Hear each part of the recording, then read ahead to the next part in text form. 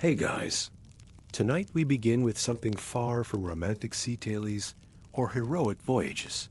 This is the bizarre, slow-motion misery of life aboard a Spanish galleon. These floating fortresses may have hauled gold and empire dreams across the ocean, but for the sailors down below, it was less adventure, more survival. Picture months at sea with barely edible food, hammocks packed shoulder to shoulder, and a constant stink of bilge water, sweat, and salt. Throw in a few storms, a rat or two, and the ever-present threat of scurvy, and you've got yourself a long, damp, floating purgatory. Galleons were impressive to look at, but brutal to live on. Before we get into it, take a moment to like the video and subscribe, but only if you genuinely enjoy what I do here. And let me know in the comments where you're tuning in from and what time it is for you. I love seeing the mix of night owls and sleepyheads from all corners of the world. So dim the lights, maybe turn on a fan for that soft, steady hum, and let your mind drift with the sound of the waves. Let's ease into tonight's journey starting from below deck. Imagine yourself below deck, not as an officer, not as a passenger, but as one of the dozens of sailors packed into the dark belly of a galleon.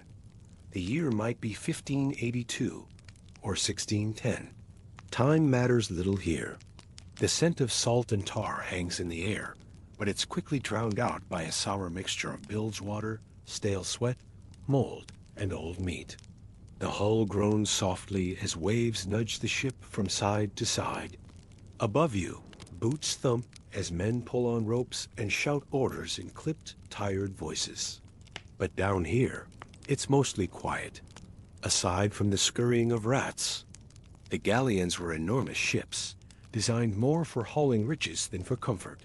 Most of their space was reserved for cargo: silver bars, silk, spices, cacao, tobacco, and ceramics, stacked carefully and roped into place.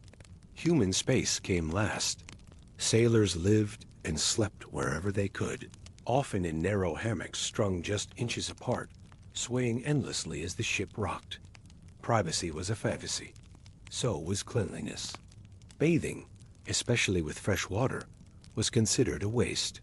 Salt water stung the skin and didn't clean much. And since laundry was near impossible, clothes grew stiff with grime and salt, and were worn until they simply fell apart. But let's dig deeper into this floating prison, because the reality was far worse than even these initial impressions suggest. A typical Manila galleon, the workhorses of the Trans-Pacific trade route, stretched over 150 feet in length and could displace more than 2,000 tons when fully loaded. Yet for all their impressive size, these vessels were essentially floating warehouses, with human cargo crammed into whatever spaces the precious metals and exotic goods did not occupy.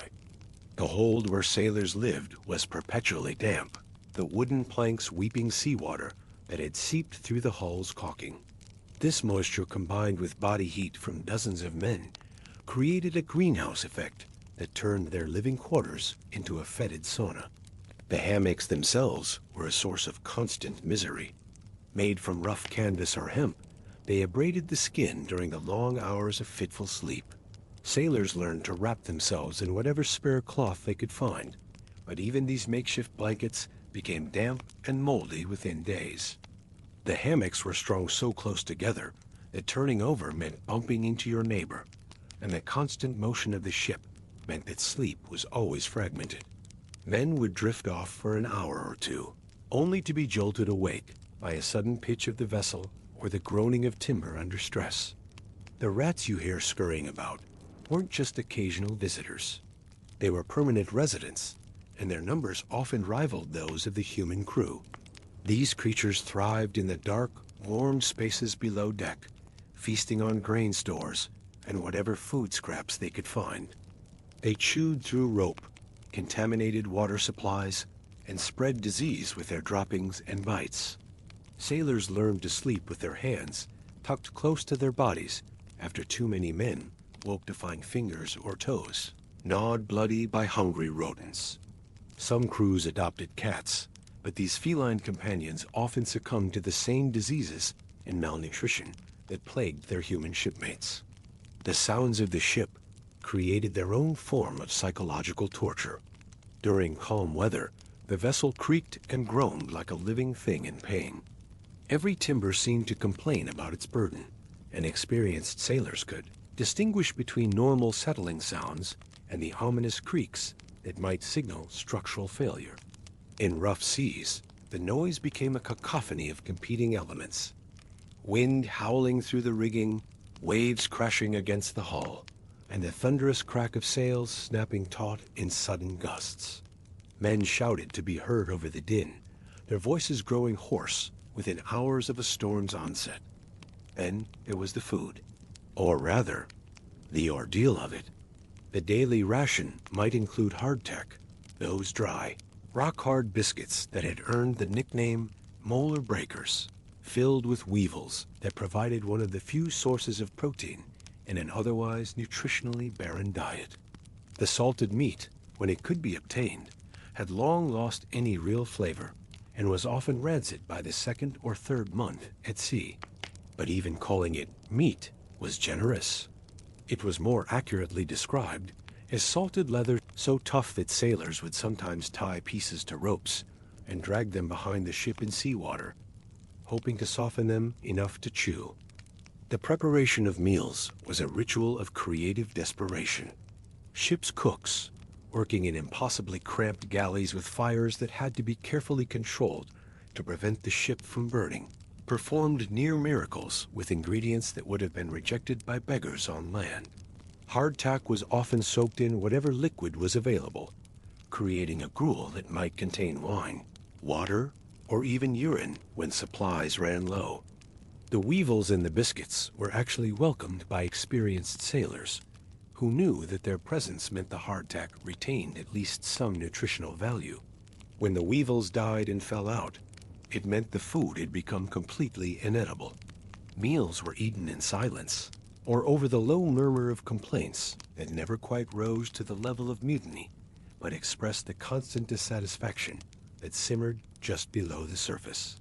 Men would gather in small groups, sharing their meager rations and trading stories of better times. Some carried small personal luxuries, a piece of dried fruit saved from port, a few nuts wrapped in cloth, or a precious lemon that they would ration out over weeks, knowing that its tiny portions of citrus might mean the difference between health and scurvy.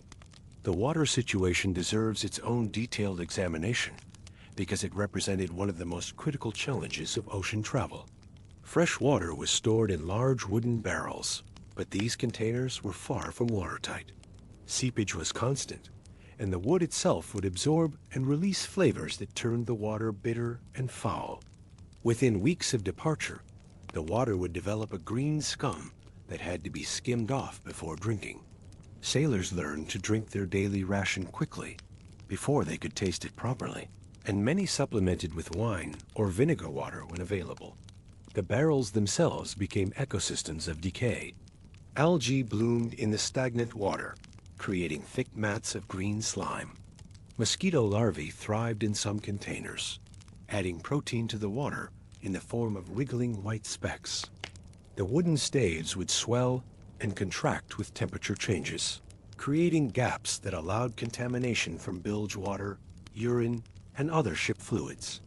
Coopers, the skilled craftsmen responsible for maintaining the barrels, were among the most valuable crew members, but even their expertise couldn't prevent the inevitable degradation of the water supply. Wine and watered-down vinegar became the safer options, though even these turned sour in time.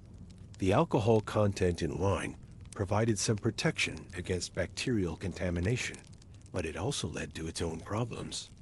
Men working in extreme heat, while mildly intoxicated, made more mistakes, moved more slowly, and were more prone to accidents.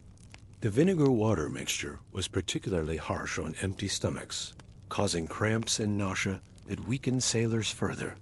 There was also the matter of health, or more accurately, the slow unraveling of it. Scurvy haunted these voyages like a malevolent spirit, stalking the crew with predictable progression. It began subtly.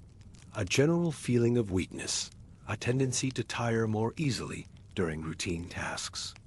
Then came the telltale signs that experienced sailors learned to recognize with dread. Gums would become tender and begin to bleed at the slightest touch. Teeth would loosen in their sockets, sometimes falling out entirely during meals. Old wounds would reopen spontaneously, refusing to heal properly. As scurvy advanced, its victims developed a characteristic appearance that marked them for death. Their skin took on a grayish pallor, punctuated by dark bruises that appeared without injury. Legs and arms would swell with fluid, making movement painful and difficult. The most disturbing symptom was the way the disease seemed to unravel the body's previous healing work. Scars from old injuries would split open, revealing wounds that had supposedly healed years before. Fresh fruits and vegetables were distant memories after the first few weeks at sea. The Spanish knew that certain foods could prevent or cure scurvy, but the logistics of long-distance travel made it nearly impossible to maintain adequate supplies. Occasionally, a ship might encounter dolphins or catch fish, providing some relief, but these occasions were rare treats rather than regular sustenance. Some sailors learned to catch rainwater and grow small sprouts from seeds, creating tiny gardens in cups and bowls, but these efforts provided more psychological comfort than nutritional benefit. The other afflictions that plagued Galleon crews read like a medieval catalog of suffering. Dysentery turned the already unsanitary conditions into a nightmare of human waste and contamination. Men would soil themselves where they lay, too weak to make it to the ship's primitive latrines. The stench became overwhelming, and the risk of contaminating the water supply grew with each new case. Infections thrived in the warm, humid conditions below deck. Simple cuts and scrapes, normally minor inconveniences, became life-threatening wounds that festered and spread. The lack of fresh air and sunlight weakened immune systems that were already compromised by malnutrition. Mysterious fevers would sweep through the crew, striking men down seemingly at random. Without any understanding of germs or infection control, sailors had no defense against diseases that spread through shared living spaces, contaminated water, and poor sanitation. Some fevers came with delirium, causing men to see visions or talk to people who weren't there. Others brought painful joint swelling or skin eruptions that left permanent scars on survivors. Without adequate sunlight, many sailors developed what we might now recognize as severe vitamin deficiencies. Their bones became brittle, breaking easily during routine work. Their vision grew poor in the dim light below deck, making navigation of the ship's cramped spaces even more treacherous. Some developed a condition that made their skin sensitive to even the brief exposure to sunlight they received during their work shifts above deck. And yet, despite all these afflictions, they pressed on. The work never stopped, and the ship's routine continued regardless of how many men were sick or dying. Sails still needed to be adjusted for changing winds. The deck still required daily swabbing to prevent the accumulation of salt and grime that could make footing treacherous. Rigging demanded constant attention as ropes stretched, frayed, and snapped under the stress of wind and weather. Water barrels needed to be checked and maintained. The cargo had to be monitored for shifting that could affect the ship's balance. Each task was made infinitely more difficult by the physical condition of the crew. Men with swollen joints from scurvy still had to climb the rigging to adjust sails. Sailors weakened by dysentery still had to haul heavy ropes and work the ship's pumps. Those suffering from mysterious fevers still had to take their watches, standing guard against pirates, storms, or navigation hazards. To falter was to invite punishment from officers who were themselves struggling with the same conditions, or worse, to become dead weight that the ship could not afford to carry. The hierarchy aboard ship was rigid and unforgiving. Common sailors were expected to obey orders without question, regardless of their physical condition or the apparent impossibility of the task at hand. Officers, while they enjoyed slightly better living conditions and food, were still subject to the same diseases and hardships. This created a pressure cooker environment where normal social interactions became strained and potentially explosive. The nights could be even worse than the days, if such a thing were possible. Below deck, the air grew thick and hard to breathe as dozens of men exhaled into the confined space. The humidity created by their breath and body heat condensed on the wooden ceiling and walls, creating a constant drip that added to the dampness of their bedding and clothes. Oil lamps were used sparingly because they consumed precious fuel and made the air even more oppressive with their smoke and heat. The small flames also represented a constant fire hazard in a ship filled with tar, rope, canvas, and other flammable materials. The darkness pressed in from all sides with an almost physical weight. Men who had spent their lives on land found the complete absence of horizon or familiar landmarks psychologically devastating. If you closed your eyes in your hammock, you might feel as though you were floating in an endless void, with no sense of up or down, no connection to the solid earth that had been humanity's constant companion since birth. Some sailors reported dreams of drowning while lying in their dry hammocks, their subconscious minds rebelling against the alien environment of perpetual motion and enclosure. But there was little rest to be had, even during the designated sleep periods.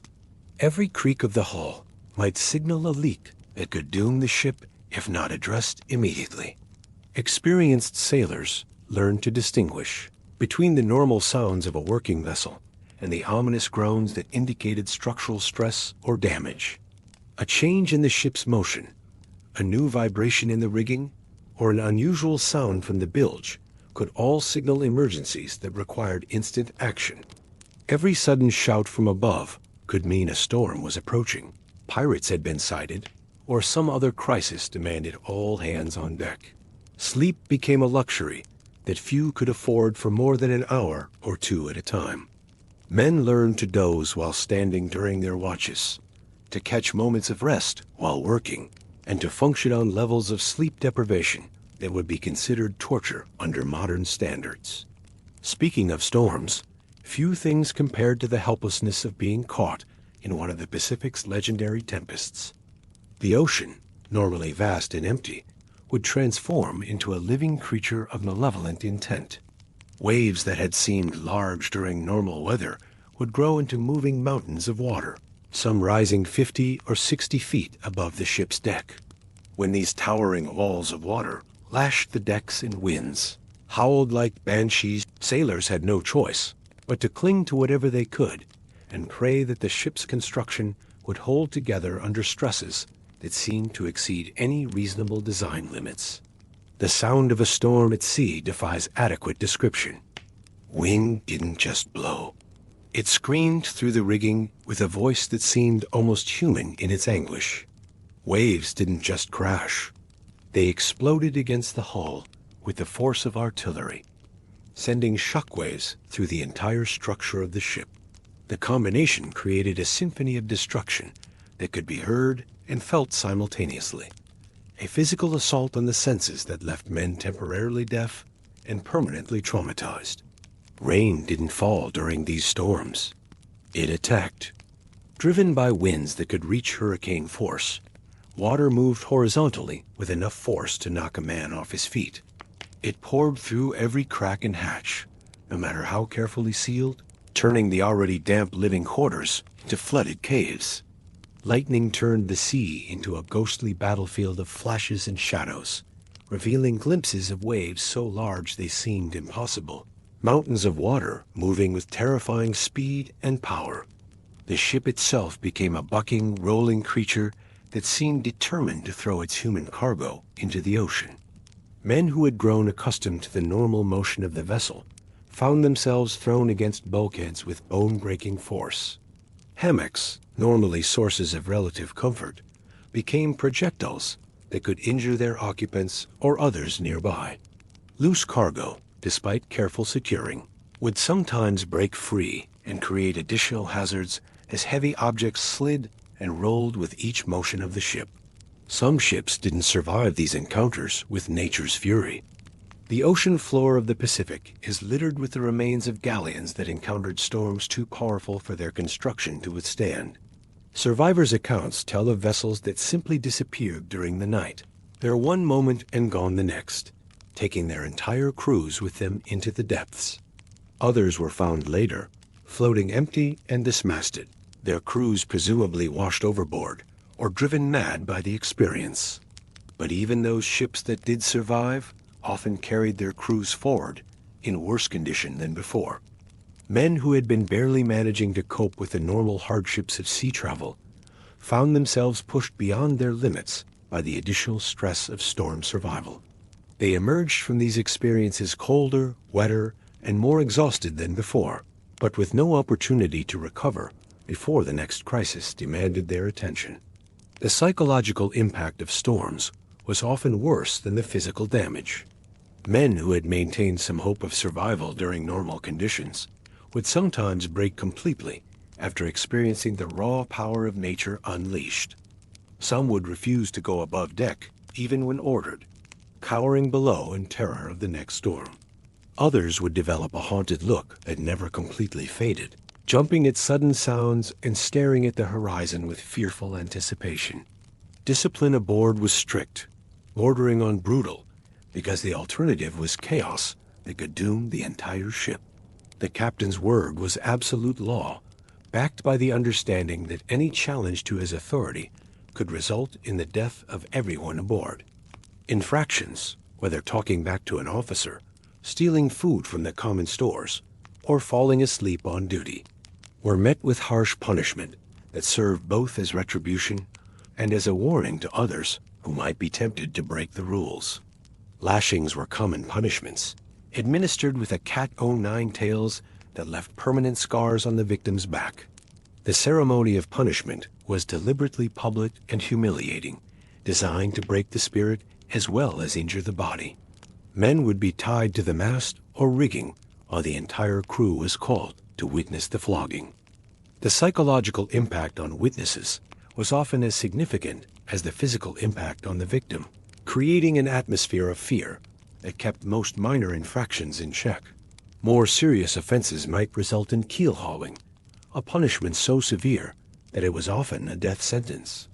The victim would be tied to a rope and dragged under the ship from one side to the other, scraping against the barnacle-encrusted hull and risking drowning in the process. Those who survived were usually so badly injured that they never fully recovered. Even the threat of such punishment was enough to maintain order among men who had little left to lose.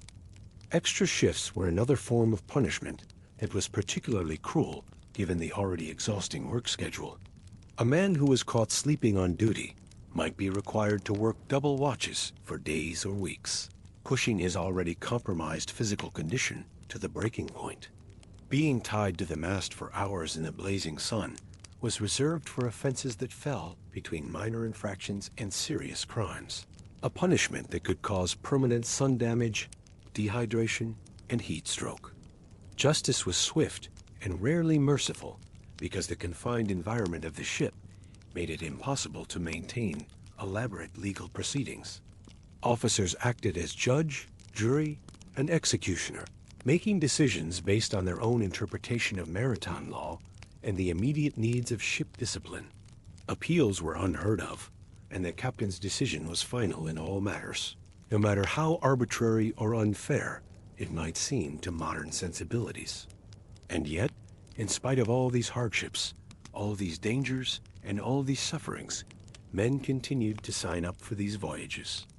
The reasons were as varied as the men themselves, but they reveal much about the conditions of life in 16th and 17th century Europe and the Spanish colonies.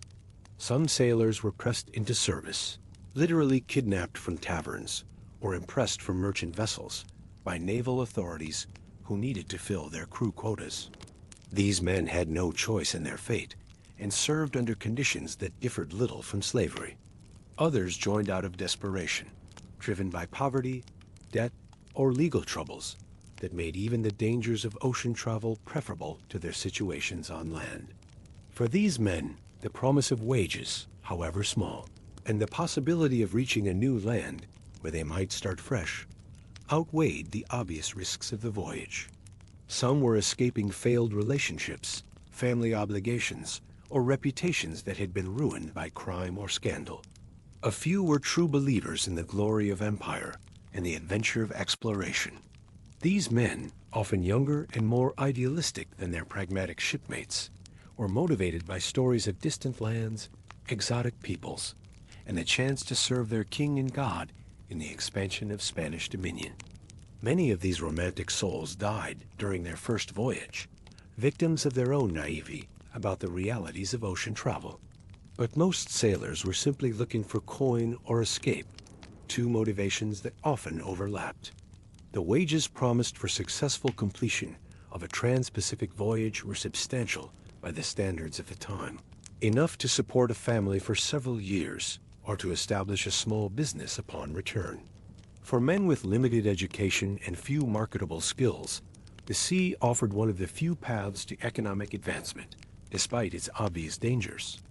The irony was that many didn't make it to their destination to collect those promised wages. Ships' records from the period show mortality rates that would be considered catastrophic by any modern standard.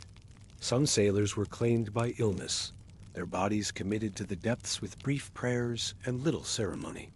Others were lost to storms, washed overboard during the violent weather that was an inevitable part of long ocean voyages. Pirates, though less common on the trans-Pacific routes than in the Caribbean, still claimed their share of victims.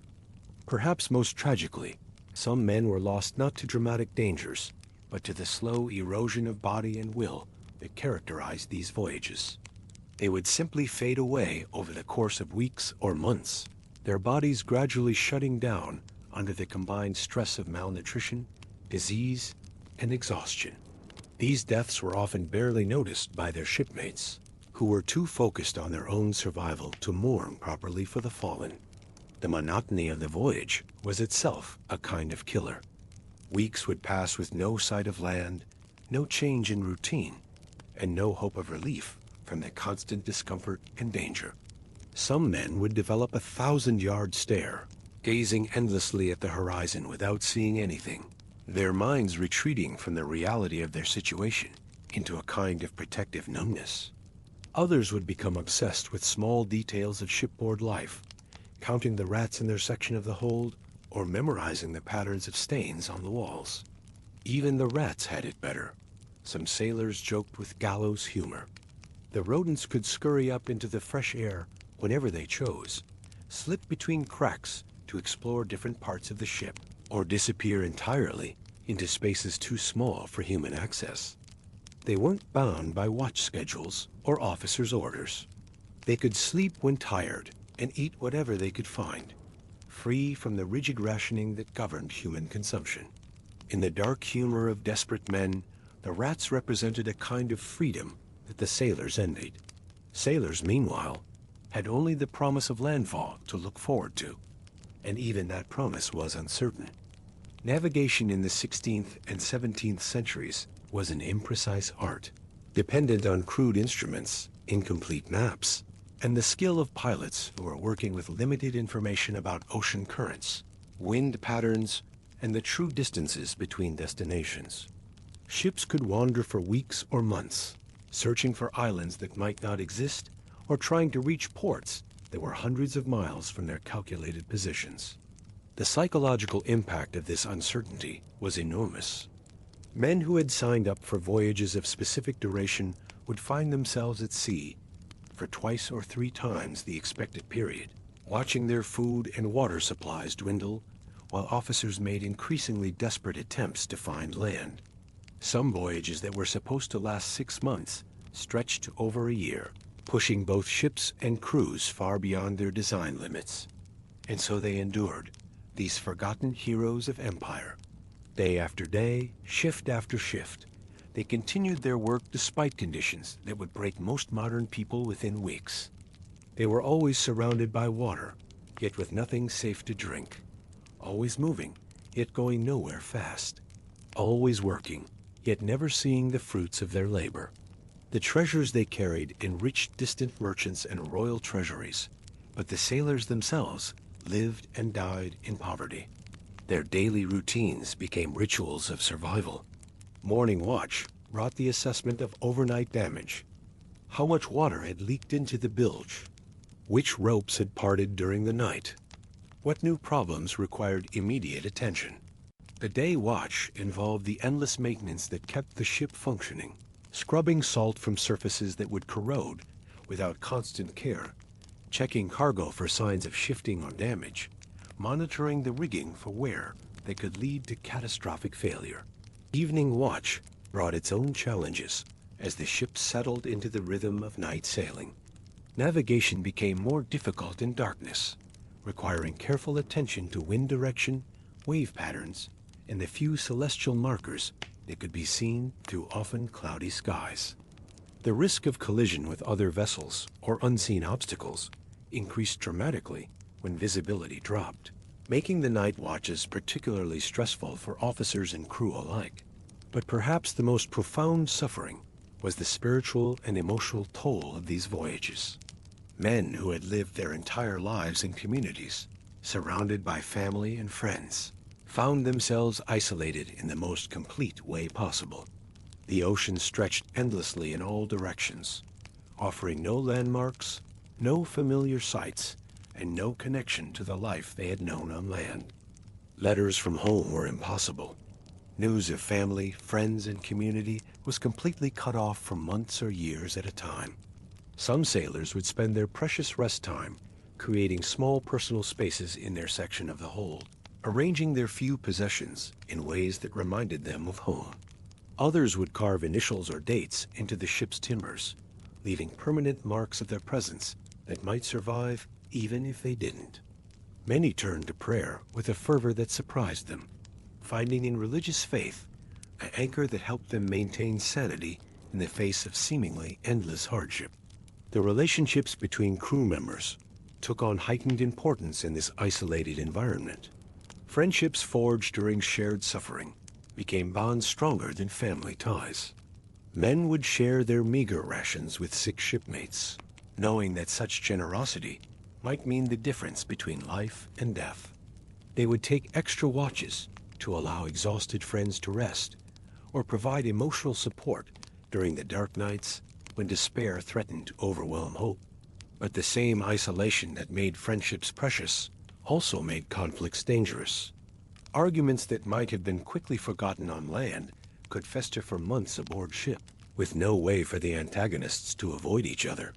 Personal grudges could lead to sabotage, violence, or worse. Officers had to be constantly vigilant for signs of brewing conflicts that could explode into mutiny or murder if not addressed quickly. The class distinctions that governed life on land were both reinforced and challenged by the conditions aboard ship. While officers maintained their privileges of better food, private quarters, and authority over the common sailors, they were still subject to the same diseases, storms, and dangers that threatened everyone aboard. Some officers earned genuine respect through their competence and fairness. Others were despised for their inability to cope with the challenges of command or their abuse of power over men who were already suffering. Occasionally, exceptional circumstances would temporarily break down these social barriers. During severe storms or emergencies, survival trumped social rank, and officers might find themselves working alongside common sailors in desperate attempts to save the ship. These moments of shared struggle sometimes created mutual respect that lasted beyond the immediate crisis. But more often, the traditional hierarchy reasserted itself once the danger passed. The religious life of the ship provided another outlet for the stress and suffering of the crew. Regular prayers were mandatory, not just for spiritual reasons, but as a way of maintaining morale and group cohesion. Saints' days were celebrated when possible, providing brief breaks in the monotony of ship routine. Some sailors found genuine comfort in their faith, believing that their suffering was part of God's plan and that their devotion would be rewarded in the afterlife. Others used religion more cynically, as a way of currying favor with religious officers or as a psychological crutch that helped them cope with conditions they couldn't change. The ship's chaplain, when one was carried, often became a crucial figure in maintaining crew morale, providing not just spiritual guidance, but also serving as a mediator in conflicts and a source of hope during the darkest times. In the world of Spanish galleons, the glory of empire rested on the tired backs of sailors in damp hammocks. Their names rarely appear in history books, which tend to focus on the adventures of conquistadors, the strategies of admirals, and the politics of colonial administration. Their voices were drowned out by wind and water, their individual stories lost in the vast anonymity of the ocean. But their toil, their quiet, uncomfortable, unending toil, was the true engine of global trade. They were the invisible tide behind the treasures of empire, the human foundation upon which Spain's golden age was built. Without their willingness to endure unimaginable hardships, the silver of Peru would never have reached Manila. The silk of China would never have crossed the Pacific, and the spices of the East Indies would never have flavored European tables. They were the connective tissue of the first truly global economy, linking continents and cultures through their suffering and sacrifice. Every bar of silver that entered the royal treasury, every bolt of silk that adorned the noble's clothing, every exotic spice that enhanced a wealthy merchant's feast, represented months of human misery aboard the galleons that carried these treasures across the world's largest ocean. The profits of empire were built on a foundation of scurvy, dysentery, malnutrition, and death, a cost that was rarely calculated in the ledgers of colonial administrators or merchant princes. Their legacy lives on in the artifacts that occasionally wash ashore on Pacific beaches, the scattered remains of ships that didn't complete their voyages, pieces of pottery, corroded coins, fragments of navigation instruments. These physical remnants tell stories of human ambition and suffering that no official history captures. Each artifact represents not just the material culture of empire, but the dreams and nightmares of the men who carried these objects across thousands of miles of hostile ocean. And now, as the candle burns lower and the hammock sways slightly in your imagination, as you feel the phantom motion of a ship that sailed centuries ago, we must turn from this world of documented suffering to another realm entirely. The galleons we've explored were real, their crews flesh and blood, their sufferings recorded in ship's logs and survivor accounts. But the ocean holds other stories, tales that exist at the boundary between history and legend, between what we know and what we fear. There are whispers carried on salt winds of ships that sailed beyond the edge of recorded history, vessels that encountered something far stranger than storms or scurvy, ships that vanished not into the depths, but into mystery itself, leaving behind only questions that have haunted maritime lore for centuries. These are the stories that experienced sailors tell in hushed voices, tales that make even the hardships of normal ocean travel seem preferable to the alternative. So settle back into your hammock, feel the familiar roll of the deck beneath you, and prepare yourself for a journey into waters where the normal rules of seamanship no longer apply.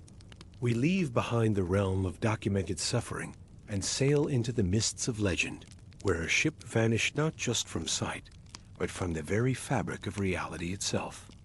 Picture, if you will, the open sea.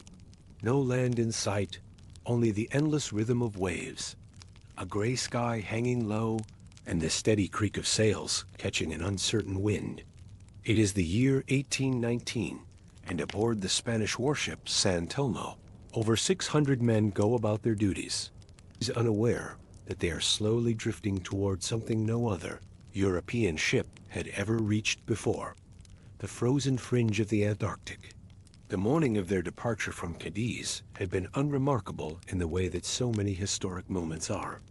The harbor bustled with its usual commerce, merchants haggling over cargo, fishermen mending nets, children playing between the mooring posts. The San Telmo sat heavy in the water, her hull dark against the Spanish sun, while longshoremen loaded the last of the supplies.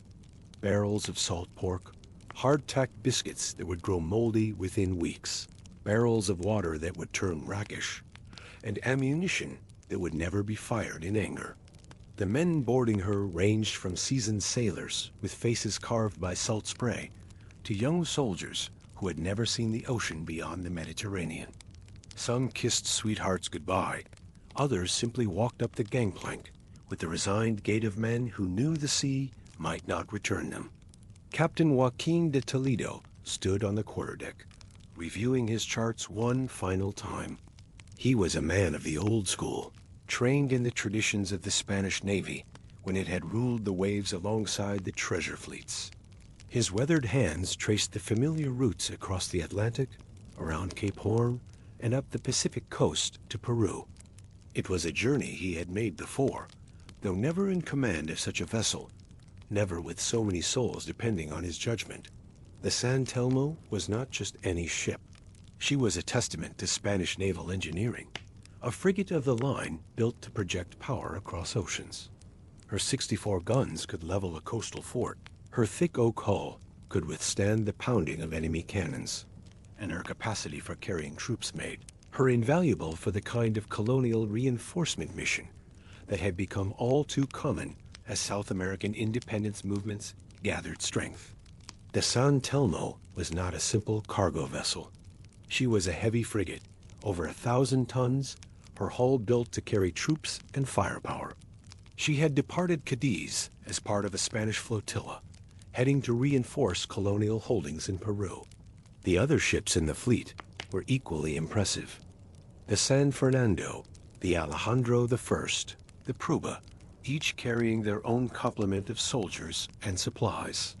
Together, they represented Spain's determination to maintain its grip on the Americas, even as that grip grew increasingly tenuous. Revolutionary fervor was spreading like wildfire across the continent, and loyal Spanish garrisons found themselves isolated and outnumbered. These ships carried more than just men and munitions. They carried the hopes of an empire that was slowly learning it could no longer control events from across an ocean. But fate, as it so often does on the high seas, had other plans. The Atlantic crossing proceeded without major incident, though the men quickly learned that the sea showed no deference to their mission's importance. Storms lashed the fleet regularly, sending green water cascading across the decks and forcing the sailors to work in conditions that would have been considered brutal on land. The soldiers, most of whom had never been to sea, suffered through seasickness that left them retching and weak. The ship's surgeon, Dr. Fernando Vasquez, moved between the decks with his limited supplies, treating everything from scurvy to broken bones suffered in falls during rough weather. His journal, which would never be recovered, likely contained observations about the toll that months at sea took on men's bodies and spirits. As they approached the South American coast, the familiar challenges of ocean travel gave way to something more ominous. The weather patterns around Cape Horn were notorious among sailors, spoken of in the same hushed tones reserved for ghost stories and superstitions. Cape Horn was where the Atlantic and Pacific Oceans met in violent confluence, where the Drake Passage funneled the full fury of the Southern Ocean into a relatively narrow channel. Even experienced mariners approached these waters with trepidation, and for good reason. The graveyard of ships that lay scattered across the ocean floor in this region testified to the Cape's deadly reputation. Somewhere near Cape Horn, that treacherous southern tip of South America, the weather began to turn. It always did in those waters. Sailors had long whispered that the seas around Cape Horn were cursed, where currents collided, storms brewed for nothing, and ships vanished without trace.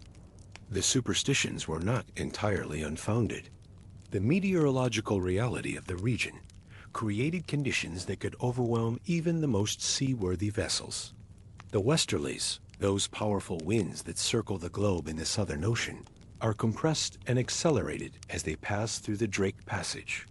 When these winds encounter the complex topography of the Cape and the temperature differentials between different water masses, they can spawn storms of incredible violence with little warning.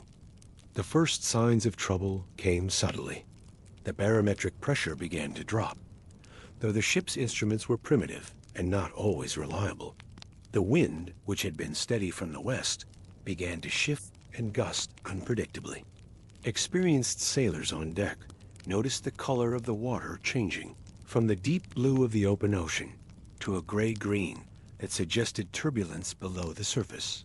The temperature dropped noticeably, and ice began to form on the rigging, making every task more treacherous. Captain Toledo ordered the crew to prepare for heavy weather, a routine that had been drilled into them during countless previous storms. Canvas was furled, loose equipment was secured, and the gun ports were battened down. The soldiers were ordered below decks, where they huddled in the cramped quarters, listening to the increasingly violent sounds of the storm building above them. But this was no ordinary tempest. As the hours passed, it became clear that they were encountering something beyond the normal range of severe weather. In late August, as winter still clung to the southern hemisphere, the San Telmo met her match. The storm that engulfed the Spanish fleet was what modern meteorologists might classify as an extreme weather event, the kind of phenomenon that occurs when multiple atmospheric systems converge in particularly violent ways. Accounts from the other ships in the fleet tell of worsening conditions, mounting winds, blinding spray, and waves taller than a cathedral. These accounts, preserved in the logs of the surviving vessels, paint a picture of nature at its most terrifying and unforgiving. The wind reached velocities that made normal sailing impossible. Carefully planned formation of the fleet dissolved as each captain fought simply to keep his vessel afloat. Communication between ships became impossible as the howling gale drowned out even the loudest signals. The waves, driven by winds that may have exceeded hurricane force, grew to monstrous proportions. Contemporary accounts describe swells that towered over the ship's mainmasts, walls of water that blocked out the sky before crashing down with the force of avalanches. For the crew of the San Telmo, these conditions presented unique challenges. Her size and weight, which made her formidable in battle, became liabilities in extreme weather. Unlike smaller, more maneuverable vessels that could ride with the waves, the San Telmo, as deep draft and heavy construction, made her slow to respond to the helmsman's commands. As the storm intensified, she began to wallow in the troughs between waves, taking on water faster than the pumps could handle. The gun ports, despite being sealed, began to leak under the immense pressure of the water. Below decks, men worked frantically at the pumps, their hands raw and bleeding from the constant motion, their backs aching from the repetitive labor that meant the difference between life and death. The San Telmo, heavily laden and difficult to maneuver, began to fall behind. As the storm intensified, she was last seen struggling in the distance, battered by waves, her sails in tatters. The other captains in the fleet faced an agonizing decision. Naval tradition and basic humanity demanded that they attempt to assist their fellow vessel, but the conditions made such rescue efforts virtually suicidal. To turn back into the teeth of the storm would likely have meant the loss of additional ships and lives. With heavy hearts, they were forced to continue their own battles for survival, hoping that the San Telmo's crew could somehow weather the tempest. The last confirmed sighting of the San Telmo came from the lookout of the San Fernando, who reported seeing her through a brief break in the driving rain and spray. She was still afloat, but clearly in distress.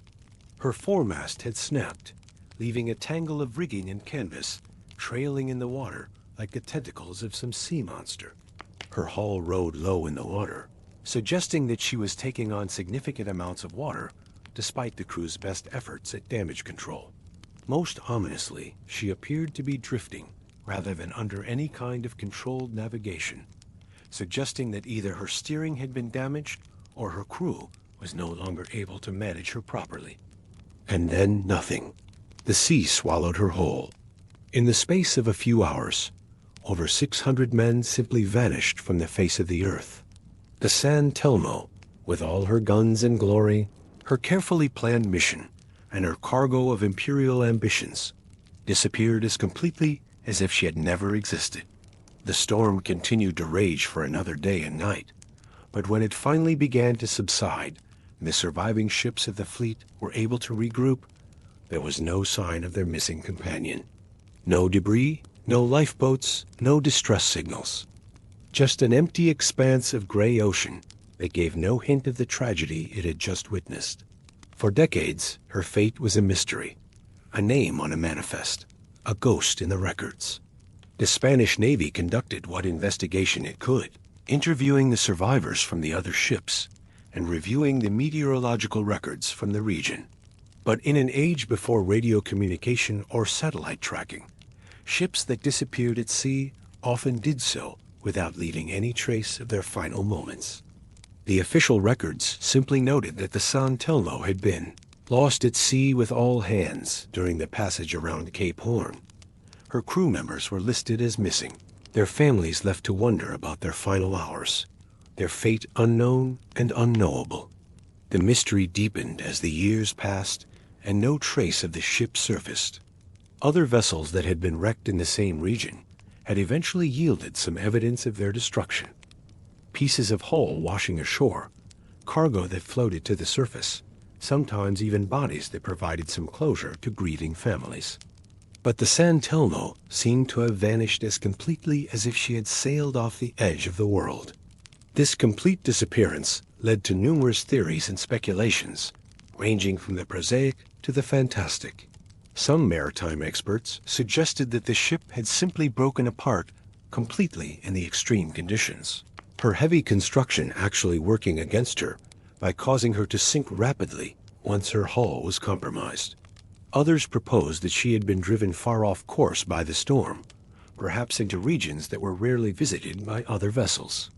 Still others wondered if the crew had somehow managed to reach land somewhere along the desolate coastline of the far south, only to perish from exposure and starvation in that hostile environment.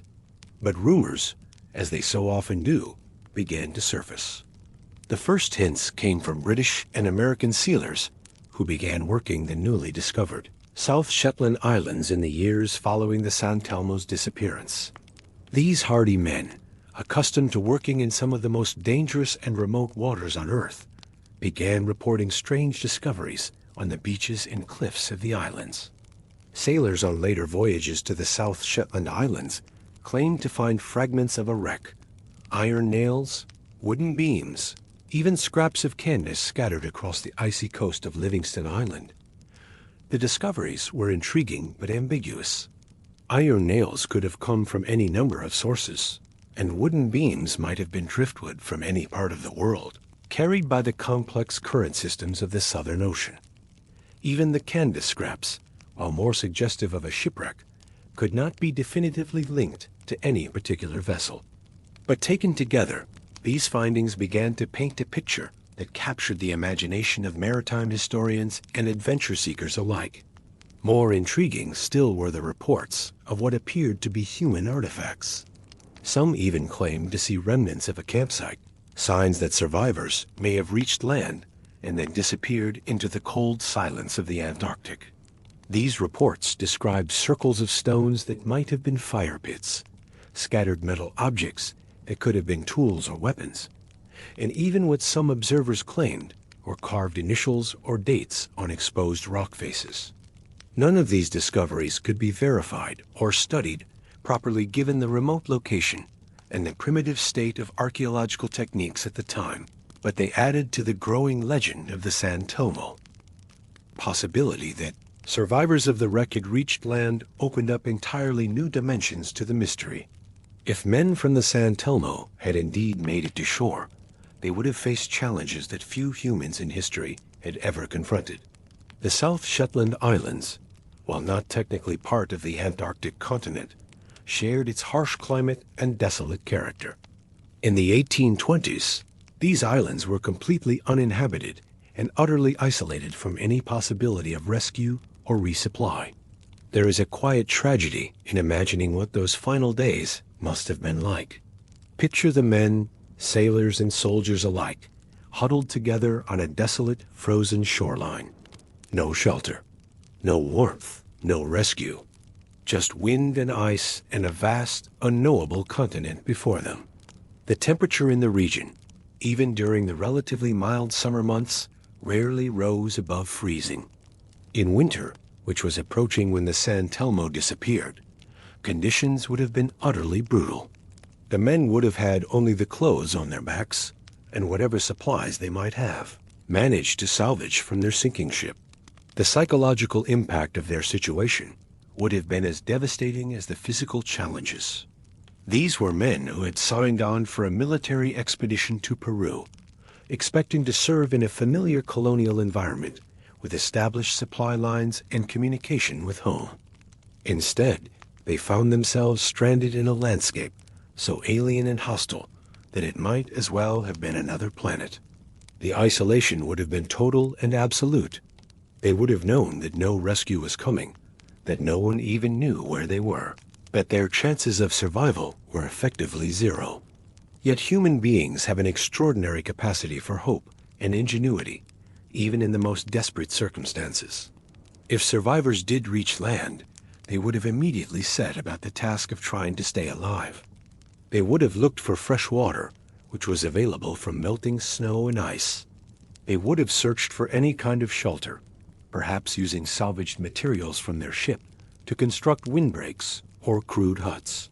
They might have attempted to hunt the seals and seabirds that inhabited the islands, though without proper weapons or tools, such efforts would have been largely futile.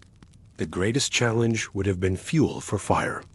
Wood was virtually non-existent on the islands, and any coal or other combustible materials from the ship would have been in limited supply.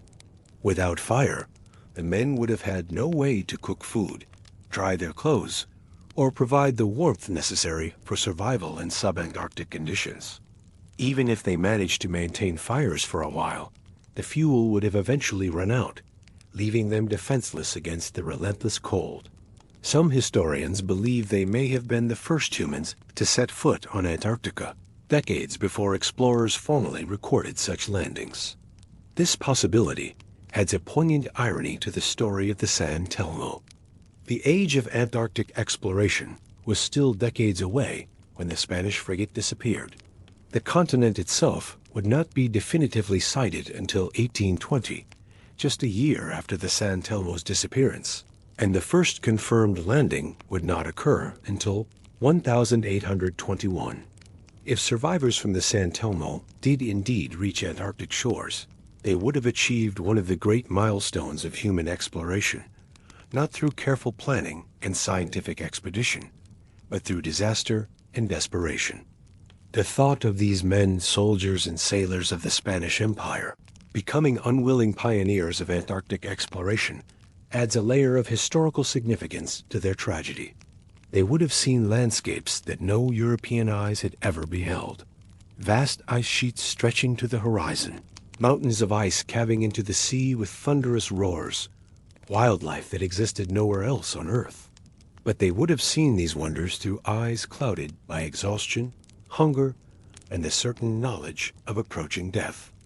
Their footprints, if they were ever there, were long erased by snow and time. The Antarctic environment is remarkably effective at eliminating traces of human presence. The constant cycle of freezing and thawing, the grinding action of glacial ice, and the relentless wind combine to scour the landscape clean. Even modern scientific stations, built with the most durable materials and techniques, require constant maintenance to prevent their complete destruction by the elements. Temporary camps or shelters constructed by desperate survivors would have lasted only weeks or months before being obliterated entirely. The mystery of the San Telmo lingers in the historical fog, never confirmed, never entirely denied. Modern researchers have attempted to solve the puzzle using contemporary archaeological and historical techniques. Satellite imagery has been used to scan the coastlines of the South Shetland Islands for signs of wreckage. Metal detectors have been employed to search for the iron fittings and cannon that would have been part of the ship's equipment. Marine archaeologists have even conducted underwater surveys in the areas where the ship might have sunk. Yet despite these efforts, the sea and the ice have kept their secrets. There are no definitive records, only hints, fragments, and the quiet knowledge that somewhere near the edge of the world, over 600 souls simply vanished. Their ship never returned. Their names faded, and the icy winds of the Antarctic carried away the rest. The official Spanish naval records list them simply as lost, but that sterile bureaucratic language cannot capture the human dimension of their disappearance. Each of those 600 men had a story, a life that was cut short by forces beyond their control. There was Miguel Santos, bosun's mate from Seville, who had joined the Navy to escape poverty and had sent half his pay home to support his widowed mother. There was Lieutenant Carlos Mendoza, a young officer from a noble family who had seen naval service as his path to glory and advancement. There was Father Francisco Morales, the ship's chaplain, who had volunteered for the mission out of a desire to minister to Spanish colonists in the New World. There were teenage midshipmen on their first major voyage, grizzled petty officers with decades of sea time, and conscripted soldiers who had never wanted to leave their home villages. Each of these men faced the same terrible end, whether it came quickly in the violence of the storm or slowly on the desolate shores of the sub-Antarctic. Their families waited for letters that would never come, for ships that would never return to port with news of their loved ones. Some may have held out hope for years, imagining that their men had somehow survived and would eventually find their way home. Others would have resigned themselves to loss and tried to rebuild their lives around the absence of husbands, fathers, sons, and brothers who had simply vanished into the Southern Ocean. To this day, the remains of the San Telmo have not been conclusively found. The region is remote, difficult to reach, and the sea guards its secrets well. Modern oceanographic research has revealed just how challenging the waters around Cape Horn can be. The complex interaction of currents, temperature gradients, and underwater topography creates conditions that can shift rapidly and unpredictably. Ships that sink in these waters may be carried far from their last known positions by underwater currents, or they may be buried under sediment and debris in ways that make detection extremely difficult. The technological challenges of underwater archaeology in this region are formidable. The water is deep, often turbulent, and visibility is frequently poor due to plankton blooms and suspended sediment. The weather windows for conducting research are brief and unpredictable. Even when conditions allow for underwater work, the extreme environment limits the time that divers can spend on the bottom and the effectiveness of remote sensing equipment. Occasionally, researchers return to Livingston Island to comb its shores, hoping to find something, anything, that might confirm the final resting place of the ship. But the land offers little. A few scattered bones, pieces of iron, a whispered story passed from sailor to sailor. Perhaps that is all there will ever be. The most recent expeditions have used ground-penetrating radar to search for buried artifacts and have conducted systematic surveys of the coastline using GPS mapping technology. While these efforts have uncovered interesting archaeological sites related to later sealing and whaling operations, they have not produced definitive evidence of the San Telmo. The bones that have been found present their own mysteries. Some appear to be human, but dating them precisely is difficult, and it's impossible to determine whether they belong to victims of the San Telmo or to sealers and whalers who died in the region in later decades. The pieces of iron could be from ship fittings, but they might equally well be from the many other vessels that were wrecked in these dangerous waters over the years. Each tantalizing clue raises more questions than it answers. The scientific community remains divided on the question of the San Telmo's fate. Some researchers are convinced that evidence of the ship and its crew remains to be found in the South Shetland Islands, waiting for the right combination of technology, weather, and luck to reveal it.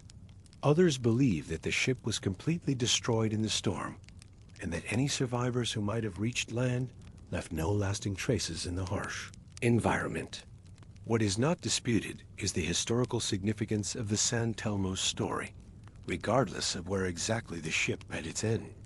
The voyage represents a fascinating intersection of European imperial ambitions, the age of sail, and the early exploration of the Antarctic region. It illustrates the tremendous risks that were taken routinely in the pursuit of political and economic objectives, and it serves as a reminder of the human cost of these grand historical movements. The story of the San Telmo also reflects the broader transformation of the Spanish Empire in the early 19th century. The ship was dispatched as part of Spain's increasingly desperate efforts to maintain control over its American colonies in the face of growing independence movements. The reinforcements that the San Telmo was meant to deliver never arrived, and within a few years, most of Spanish South America had achieved independence. In a sense, the ship's disappearance was emblematic of the empire's declining ability to project power across vast oceanic distances. The men who sailed aboard the San Telmo were participants in this larger historical drama, though they could hardly have understood the full implications of the forces at work around them. They were simply doing their duty as they understood it, following orders and serving their king and country. Their fate serves as a reminder that history's grand narratives are built on the lives and deaths of countless individuals whose stories are often forgotten or reduced to statistical abstractions. And so, the San Telmo endures not as a monument or a museum relic, but as a quiet shadow in maritime history, a reminder of how small ships can be in the face of nature, how little protection wood and canvas offer against ice and storm. A reminder, too, of the many unnamed and unremembered who took to the sea with hope or duty only to disappear beneath the waves. The ship has become a symbol of the eternal struggle between human ambition and natural forces, between our desire to explore and conquer and the sea's indifferent power to humble even our greatest efforts. In the archives in Seville and Madrid, the records of the San Telmo gather dust. Her crew roster sits filed away, a list of names that represents lives cut short and families forever changed. Occasionally, a historian or genealogist might pull these documents from their storage, seeking information about an ancestor or researching the broader patterns of Spanish naval operations in the early 19th century. But for the most part, the San Telmo exists now only in memory and speculation, in the theories of maritime archaeologists and the legends passed down among sailors who still work the dangerous waters around Cape Horn. The environmental conditions that the San Telmo's crew would have faced, had any survived to reach land, defy easy comprehension. The South Shetland Islands exist in one of the most hostile climates on Earth, a place where the margin between life and death is measured not in days, but in hours. Even today, with modern equipment and extensive logistical support, researchers working in the region face constant danger from rapidly changing weather conditions, equipment failure, and the simple fact that rescue, if needed, might be days or weeks away. The islands themselves are a study in desolation. Livingston Island, where most of the alleged evidence of the San Telmo has been found, is a landscape of black volcanic rock, glacier-carved valleys, and beaches of coarse gravel mixed with the bones of seals and whales. During the brief summer months, the island supports colonies of seals, penguins, and various seabirds, but in winter, it becomes almost completely lifeless. The constant wind, which can reach hurricane force without warning, carries with it a penetrating cold that seems to seep into the very bones of anyone exposed to it. For men accustomed to the relatively temperate climate of Spain, the shock of this environment would have been overwhelming. The psychological impact of finding themselves in such an alien landscape cannot be underestimated. These were sailors and soldiers who knew the Mediterranean ports, the Atlantic trade routes, even the tropical coasts of South America. Nothing in their experience would have prepared them for the raw, primordial hostility of the sub-Antarctic. The wildlife, while abundant during certain seasons, would have presented both opportunities and dangers. For seals, which gather in large colonies on the beaches, might have provided a source of meat and oil, but they are also aggressive animals, capable of inflicting serious injuries on humans who approach them carelessly. The seabirds, while easier to catch, would have provided only minimal nutrition, and their nesting sites are often located on cliffs and rocky outcroppings that would have been treacherous to reach for men weakened by exposure and hunger. The legend of the San Telmo continues to evolve as new technologies and new research methods become available. Each generation of researchers approaches the mystery with fresh eyes and new tools, hoping to be the one that finally solves the puzzle. Recent expeditions have employed increasingly sophisticated techniques in their search for evidence. Ground-penetrating radar has been used to scan beneath the surface of beaches and valleys where survivors might have established camps. Underwater metal detectors have swept the shallow waters around the islands, searching for the iron fittings and bronze cannon that would have been part of the ship's equipment. Marine archaeologists have conducted systematic surveys of the sea floor in the areas where oceanographic models suggest the ship might have sunk. These efforts have been complicated by the extreme depth of much of the ocean in this region and by the complex current patterns that could have carried wreckage far from the site of the actual sinking.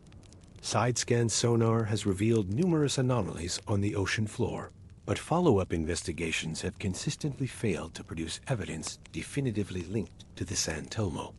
One of the most intriguing aspects of the modern search efforts has been the use of historical climatology to better understand the conditions that the ship would have faced. Researchers have analyzed ice core data, tree ring patterns, and other paleoclimatic indicators to reconstruct the weather patterns of 1819 in unprecedented detail. This work has revealed that the winter of 1819 was particularly severe in the southern hemisphere, with storm systems of unusual intensity tracking across the Drake Passage region. Computer modeling of ocean currents and wind patterns has allowed researchers to create detailed simulations of where debris from a ship wrecked in the vicinity of Cape Horn might have drifted. These models suggest that wreckage could have been carried as far as the Antarctic Peninsula, or even to the remote islands of the Scotia Sea. This research has expanded the potential search area dramatically, but it has also made the task of finding definitive evidence even more daunting. The question of whether the men of the San Telmo could have survived long enough to establish any kind of lasting presence on land remains hotly debated among researchers. Historical accounts of other shipwreck survivors in polar regions provide some guidance, but most of these cases involve smaller numbers of people with better preparation and equipment. The survival of large groups of men without adequate supplies in sub-Antarctic conditions is virtually unprecedented in the historical record. Studies of hypothermia and cold exposure have provided insights into what the San Telmo's crew would have faced. Without proper clothing and shelter, humans can survive in sub-freezing temperatures for only a matter of hours. Even with makeshift shelter and salvaged clothing, the constant drain of maintaining body temperature in such conditions would have required enormous amounts of food energy, which the survivors would not have had. The cruel mathematics of survival in extreme cold suggest that even the hardiest individuals would have succumbed within days or weeks at most. Yet there are documented cases of remarkable human endurance in seemingly impossible circumstances. The story of Ernest Shackleton's crew, who survived for months on the ice after the Endurance was crushed, demonstrates that with proper leadership, equipment, and an element of luck, men can survive in Antarctic conditions far longer than might seem possible. Of course, Shackleton's men had the advantage of modern equipment, careful planning, and the knowledge that they were part of a well-publicized expedition that would eventually be searched for. The psychological factors that would have affected potential survivors from the San Telmo are equally important to consider. These men would have known that no one was looking for them, that their disappearance might not even be noticed for months, and that their chances of rescue are essentially zero. The impact of such hopelessness on human behavior and decision-making cannot be underestimated. Some men might have been driven to extraordinary efforts to survive, while others might have simply given up in the face of impossible odds. Perhaps the enduring fascination with the San Telmo lies not in the hope of solving the mystery, but in what the story tells us about the human condition. The ship's disappearance represents the ultimate unknown, the fear that has haunted sailors since humans first ventured beyond sight of land, the possibility of simply vanishing without a trace, leaving behind only questions and grief. In an age of GPS tracking and satellite communication, when the location of every vessel can be monitored in real time, there is something almost incomprehensible about the complete disappearance of a ship and her entire crew. The San Telmo mystery also reflects our deep-seated fascination with the unknown and our desire to solve puzzles that seem unsolvable. Each new piece of potential evidence, no matter how fragmentary or ambiguous, rekindles interest in the story. The human mind seems unable to accept that some questions simply cannot be answered, that some stories will never have satisfying conclusions. This psychological need for closure drives researchers to continue their investigations despite decades of inconclusive results. The story resonates particularly strongly in an era when the world seems to have been completely mapped and explored. There are few blank spaces left on our maps, few frontiers that remain truly unknown. The mystery of the San Telmo offers a tantalizing glimpse of a time when vast areas of the globe remained unmapped and unexplored, when ships could disappear into regions so remote that their fate might never be determined. The cultural impact of the San Telmo story extends beyond maritime history and archaeology. The ship has appeared in novels and films, usually as a symbol of mystery and loss. Writers and filmmakers have been drawn to the dramatic potential of the story, the Imperial mission gone wrong, the struggle against impossible odds, the ultimate disappearance into legend. These fictional treatments often take liberties with the historical facts, but they serve to keep the memory of the ship and her crew alive in popular consciousness. In Spain, the San Telmo occupies a particular place in national maritime mythology. The ship represents both the glory and the tragedy of the Spanish Empire's final period of expansion. Her loss symbolizes the end of an era when Spanish warships sailed to every corner of the globe in service of the crown. The fact that she disappeared while on a mission to preserve Spanish colonial power adds a layer of historical irony to her story. Spanish naval historians have made particular efforts to solve the mystery of the San Telmo, viewing it as a matter of national honor to determine the fate of so many Spanish sailors and soldiers. The Spanish Navy has sponsored several expeditions to the South Shetland Islands, and Spanish researchers have been among the most persistent in searching for evidence of the ship's final resting place. These efforts reflect not just scientific curiosity, but a desire to provide some measure of closure to a story that has remained open for more than 2 centuries. The international dimension of the San Telmo mystery has also contributed to its enduring appeal. The search for evidence has involved researchers from multiple countries, including Argentina, Chile, the United Kingdom, and the United States. This international cooperation reflects both the universal appeal of the mystery and the practical reality that research in the Antarctic region requires extensive logistical support that is often best provided through collaborative efforts. Modern Antarctic research stations have served as basis for San Telmo investigations, and station personnel have often become involved in the search efforts. Scientists working on unrelated projects have kept watch for any artifacts or evidence that might be connected to the lost ship. This network of informal observers has greatly expanded the eyes and ears available to researchers, though it has not yet produced the breakthrough discovery that would solve the mystery. The environmental challenges of preserving evidence in the Antarctic have become better understood as research in the region has advanced. The constant freeze-thaw cycles, the scouring action of wind and ice, and the corrosive effects of salt spray create conditions that rapidly destroy organic materials and heavily corrode metals. Any evidence of the San Telmo that might have once existed on land would have faced nearly 2 centuries of this relentless environmental assault. Paradoxically, the same harsh conditions that make survival impossible also create the possibility that some evidence might be preserved indefinitely. Items buried quickly under ice or snow might be protected from the elements for long periods, emerging only when changing climate conditions cause glaciers to retreat or snowfields to melt. This possibility keeps alive the hope that definitive evidence of the San Telmo's fate might yet be discovered. The technological advances of the 21st century have opened new possibilities for solving historical mysteries like that of the San Telmo. High-resolution satellite imagery can now detect anomalies on the surface that might indicate buried structures or debris fields. Magnetometers can identify ferrous materials buried beneath sand or ice. Advanced diving equipment allows researchers to explore underwater sites that were previously inaccessible.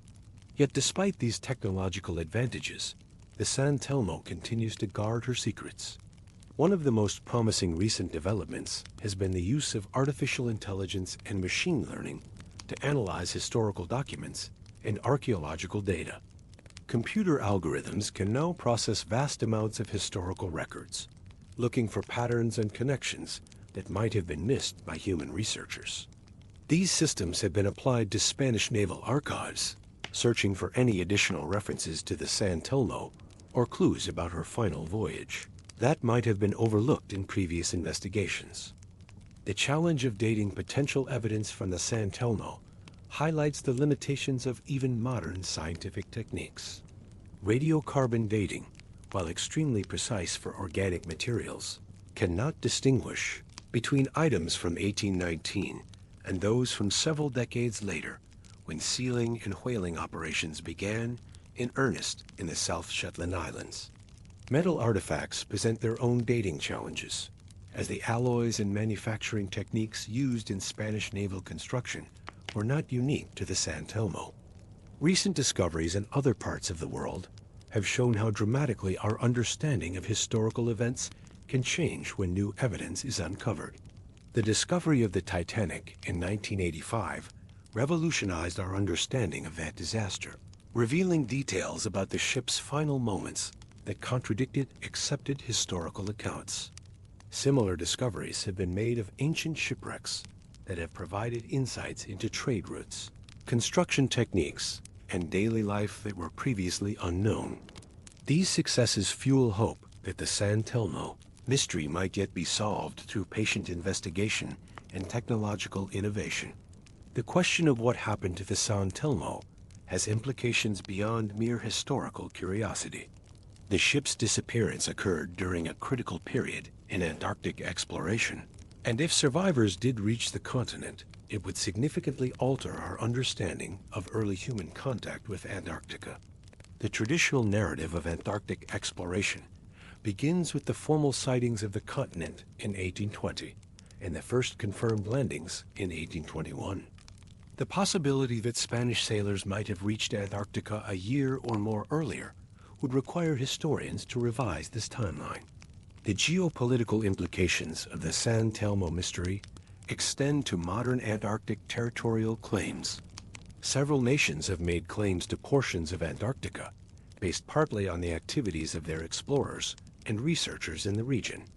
If Spanish survivors from the San Telmo were indeed the first Europeans to set foot on Antarctica, it could theoretically strengthen Spain's position in any future discussions about Antarctic sovereignty, though such claims would likely have little practical impact given the current international treaty system governing the continent.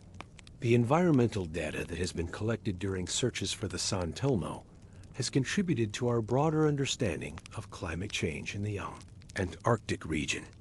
Ice core samples taken during research expeditions have provided valuable information about historical climate patterns, helping scientists understand how the region's climate has changed over time. This data has applications far beyond the search for a single lost ship, contributing to global climate research and our understanding of how polar regions respond to changing atmospheric conditions. The story of the San Telmo has also become intertwined with broader questions about the ethics of archaeological research in sensitive environments. Antarctica is governed by international treaty as a preserve for peaceful scientific research, and any archaeological work in the region must be carefully planned to minimize environmental impact. The search for evidence of the San Telmo has raised questions about how to balance historical research with environmental protection, and has contributed to the development of guidelines for archaeological work in polar regions. The human stories behind the San Telmo mystery extend far beyond the 600 men who sailed on the ship.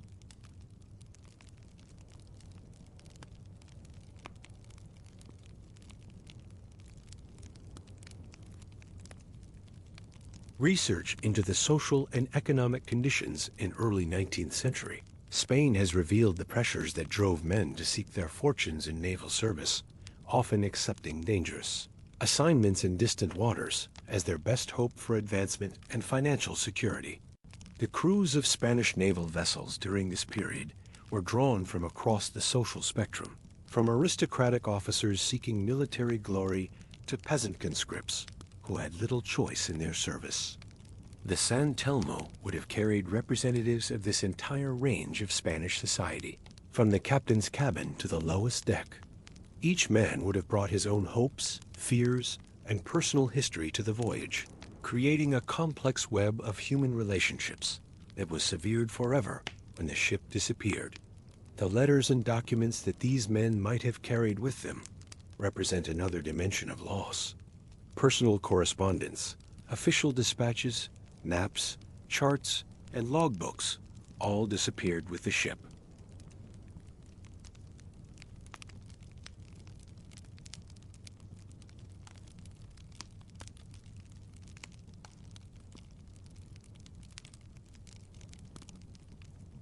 The loss of this documentary evidence compounds the tragedy of the human losses.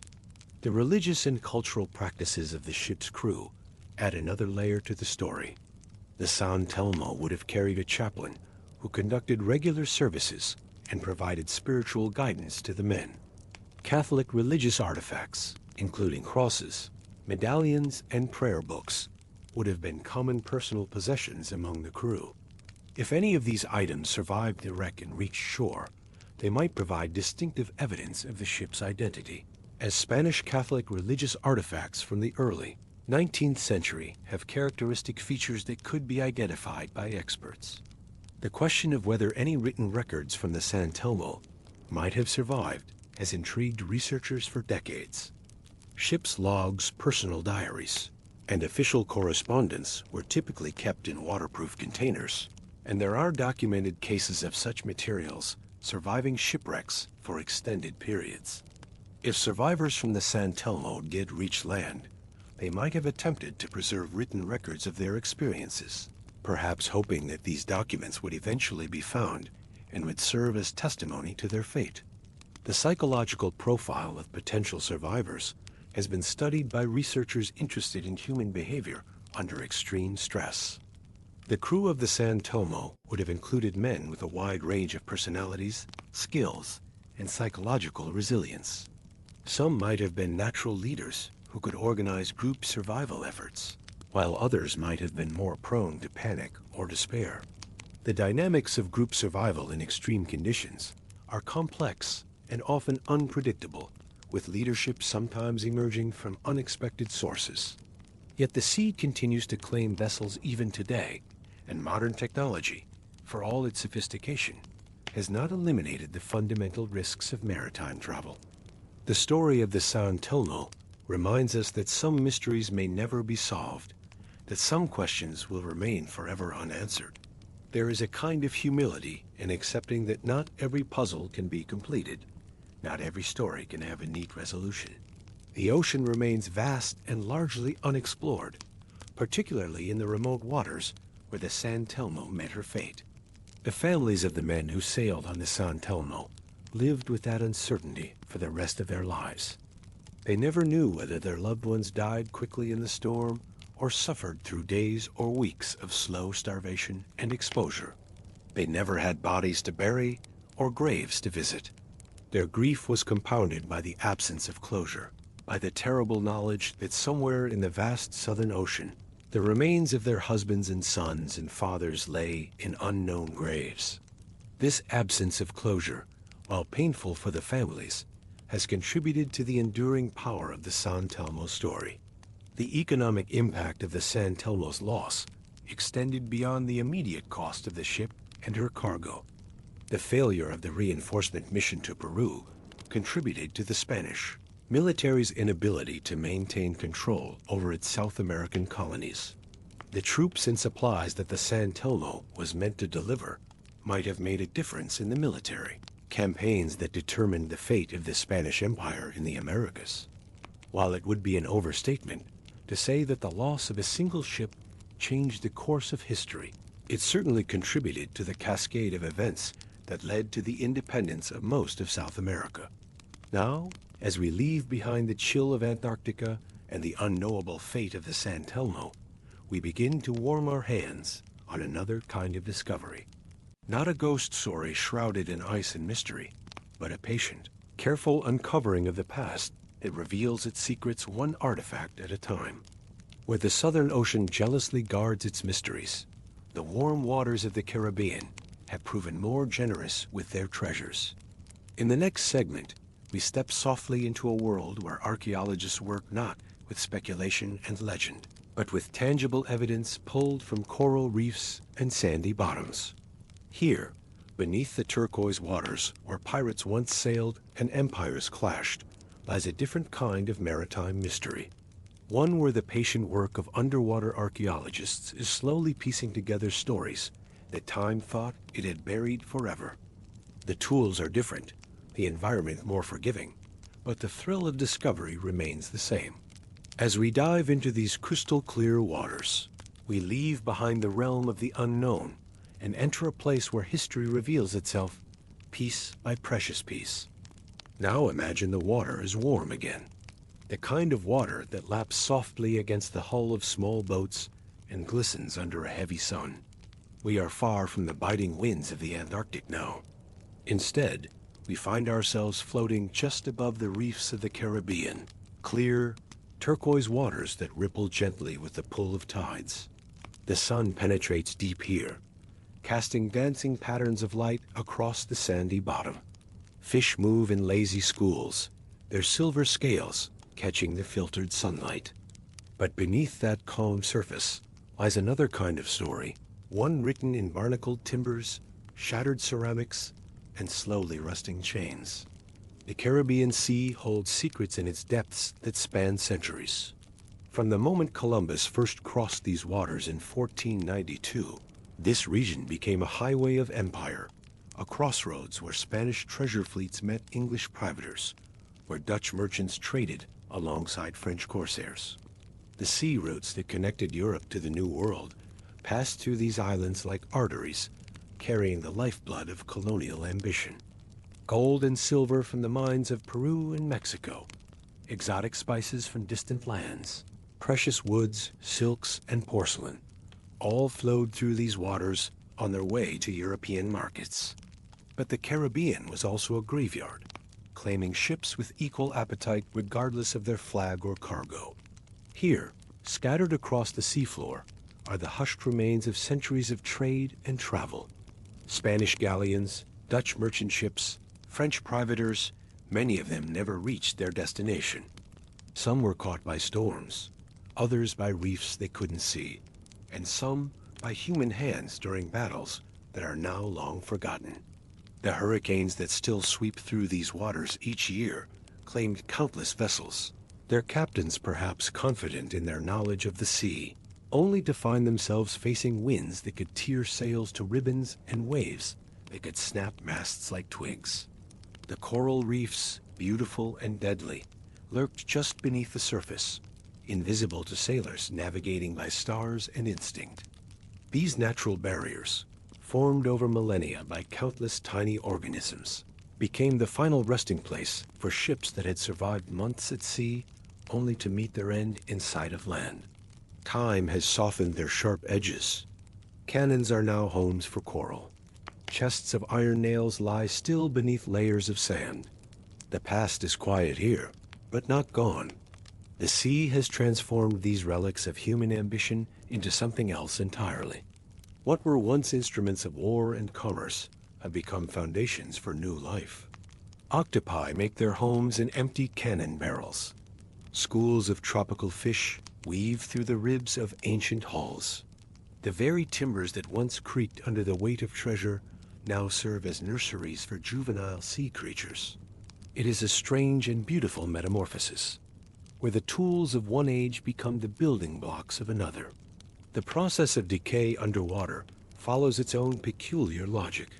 Iron rusts in concentric circles, creating strange geometric patterns on the seafloor. Wood, protected from the oxygen that would normally speed its decomposition, can last for centuries, though it becomes soft and spongy, more like cork than timber. Bronze and copper develop a green patina that actually helps preserve them, while silver often emerges from the sand still gleaming. The salt water acts as both destroyer and preserver, eating away at some materials while protecting others in ways that would be impossible on land. Archaeologists who work in this watery world speak of a different kind of excavation. Not shovels and brushes, but gloved hands and careful fins. The tools of their trade are adapted for an environment where every movement must be deliberate, where breathing is measured in tank capacity, and where the worksite can change with each tide. They carry underwater cameras in waterproof housings, measuring tapes that won't rot in salt water, and plastic bags for delicate artifacts. Their notebooks are made of waterproof paper, their pencils designed to write beneath the waves. Visibility changes by the minute. Each movement stirs up clouds of silt. The Caribbean waters, though clearer than most, can still become murky with the slightest disturbance. A careless fin kick can reduce visibility from 30 feet to 3 feet in seconds. The silt that has accumulated over centuries is fine as flour, and once disturbed, it takes time to settle. This forces archaeologists to work in a careful rhythm, planning each movement, each brushstroke, each photograph. They learn to read the water itself, to understand how currents will affect their work, how storms hundreds of miles away can change the clarity of their underwater laboratory. So they move slowly, almost reverently, a finger brushing across the top of a carved coin, a glint of blue-glazed pottery that once carried olive oil or wine. Every gesture is deliberate, every touch meaningful. They wear thick gloves to protect their hands from sharp coral and metal edges, but these same gloves reduce their sensitivity, making them rely more heavily on their eyes and experience. The coins they uncover might bear the face of a long-dead king. The pottery might show the mark of a craftsman whose name is lost to history. Each artifact is a message in a bottle, a communication across centuries from people who never imagined their possessions would one day be studied by scholars, breathing compressed air through regulators. Some items are surprisingly well preserved, protected by the very sands that buried them. Anaerobic conditions, where oxygen cannot penetrate, create a kind of time capsule. Glass bottles emerge with their contents still intact, though the wine or oil inside has long since changed its chemical composition. Leather goods, though darkened and hardened, might still show tooled patterns from the craftsman's workshop.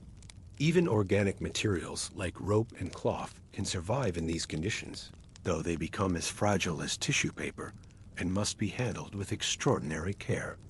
Others are more fragile. Wood splintered by centuries, textiles nearly dissolved. The ship's timbers, once strong enough to weather Atlantic storms, now crumble at the touch. Sails and rigging, if they survive at all, exist as ghostly impressions in the sand. The archaeologist must work with the understanding that some information is irretrievably lost, that time and salt water have erased certain chapters of the story. But this fragility also makes each surviving artifact more precious, each piece of evidence a small miracle of preservation.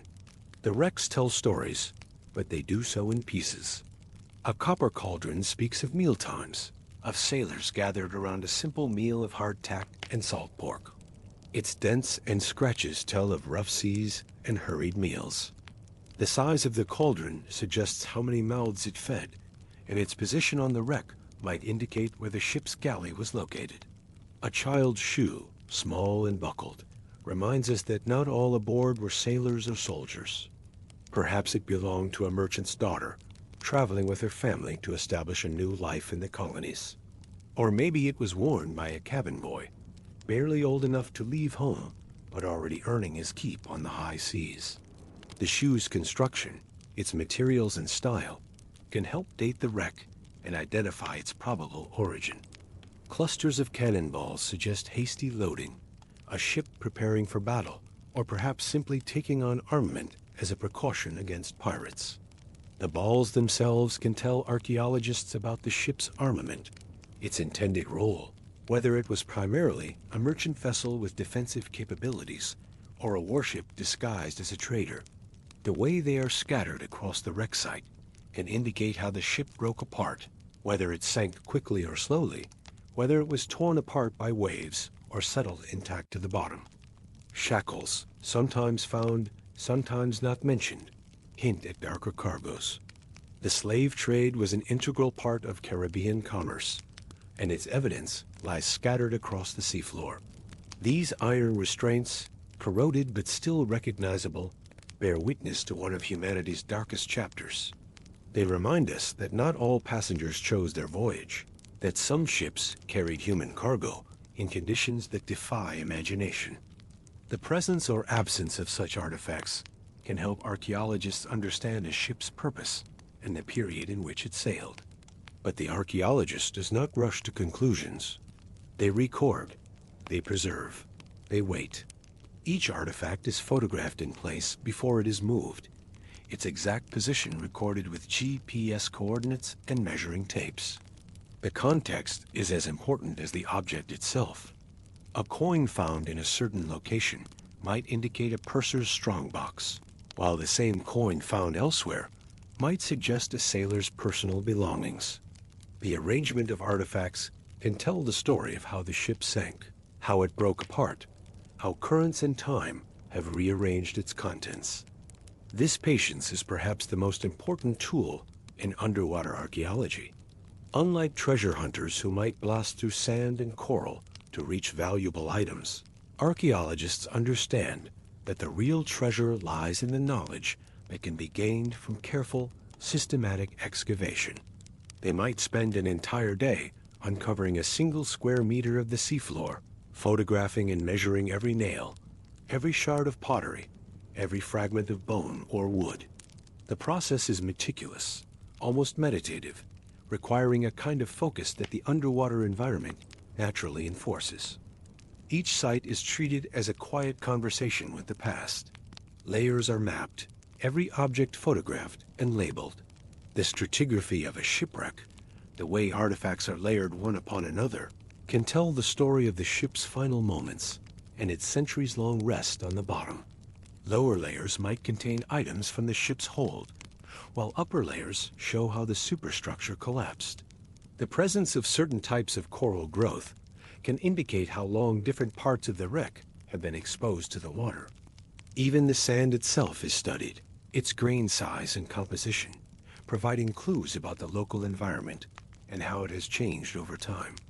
And then carefully, the object is lifted, not treasure, but data. Not for museums lined with gold, but for quiet offices where researchers piece together forgotten routes, abandoned voyages, and the rhythms of maritime life. The moment of lifting an artifact from its resting place is both exciting and sobering. It represents the end of one chapter of the object's story and the beginning of another. Once removed from its underwater context, the artifact will never be the same. It becomes part of the historical record, a piece of evidence in the ongoing effort to understand the past. The conservation of underwater artifacts is a specialized science in itself. Objects that have been underwater for centuries require careful treatment to prevent rapid deterioration once exposed to air. Metals must be slowly desalinated to remove harmful chlorides. Ceramics need to be gradually dried to prevent cracking. Organic materials like wood and leather require special consolidants to maintain their integrity. This process can take months or even years, but it is essential if these artifacts are to survive for future generations to study. The Caribbean is rich with these sunken memories. Every island, every reef, Every stretch of clear water has its stories. The Bahamas alone are estimated to contain over 500 shipwrecks, ranging from Spanish galleons to modern vessels. The waters off Jamaica hold the remains of Port Royal, the infamous pirate stronghold that sank beneath the waves in an earthquake in 1692. The Lesser Antilles are scattered with the wrecks of sugar ships, carrying the sweet cargo that drove much of the Caribbean economy for centuries. Off the coast of the Dominican Republic lies the Nuestra Señora de la Concepción, a ship that went down in the mid-1600s, carrying silver and silk from the Americas to Spain. She was part of the Spanish treasure fleet system, the famous flotillas that carried the wealth of the New World back to Europe. These fleets sailed according to strict schedules, gathering in Havana each year before making the dangerous Atlantic crossing together. The Concepcion was loaded with silver bars from the mines of Potosi, silk from the Philippines, and countless other precious goods. She represented the flow of wealth that funded Spanish ambitions in Europe and the elaborate court of the Habsburg kings. It struck a reef and split. The reef, known as the Silver Shoals, had already claimed other ships and would claim more in the years to come. The Concepcion's crew knew the danger, but were forced to navigate close to the reef, contrary winds and currents. When she struck, the ship's hull was torn open like paper. The silver, heavy and dense, sank quickly to the bottom, while lighter materials scattered across a wide area. Some of the crew survived, rescued by other ships in the fleet, but the Concepcion herself was lost, becoming one of the most famous shipwrecks in Caribbean history. For centuries, waves and storms scattered its remains across the seabed. The tropical storms that regularly sweep through the Caribbean continued to batter the wreck, moving artifacts and breaking up the ship's structure. What had once been organized cargo hold became a debris field spread across hundreds of square meters. The silver bars, blackened by sulfur compounds in the water, lay scattered like giant coins. Cannons rolled down the sloping seafloor, coming to rest in sand-filled hollows. The ship's anchor, too heavy to be moved by storms, remained closer to the original wreck site, serving as a kind of waypoint for future explorers. In the 1970s, explorers rediscovered parts of it: reels of silver coins, intricate jewelry, iron anchors. The rediscovery was part accident, part systematic search. Treasure hunters had been looking for the Concepcion for years, following historical accounts and old maps. When they finally found her, she yielded treasures that made headlines around the world. Silver pieces of 8, the famous pieces of 8 of pirate lore, emerged from the sand by the thousands. Ornate jewelry, including a beautiful silver perfume bottle, testified to the refined tastes of colonial society.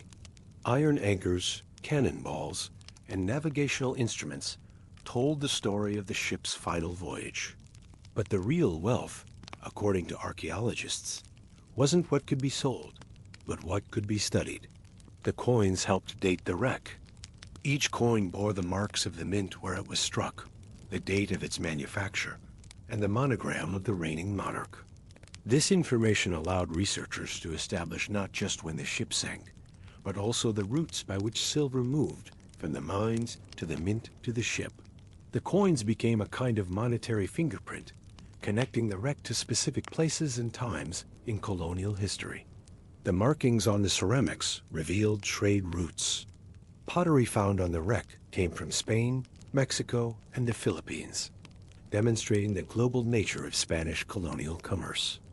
Chinese porcelain, carried across the Pacific on the Manila galleons, found its way to Spanish ships in the Caribbean. Mexican pottery, made in workshops that combined indigenous techniques with Spanish styles, showed how colonial culture was creating new forms of artistic expression.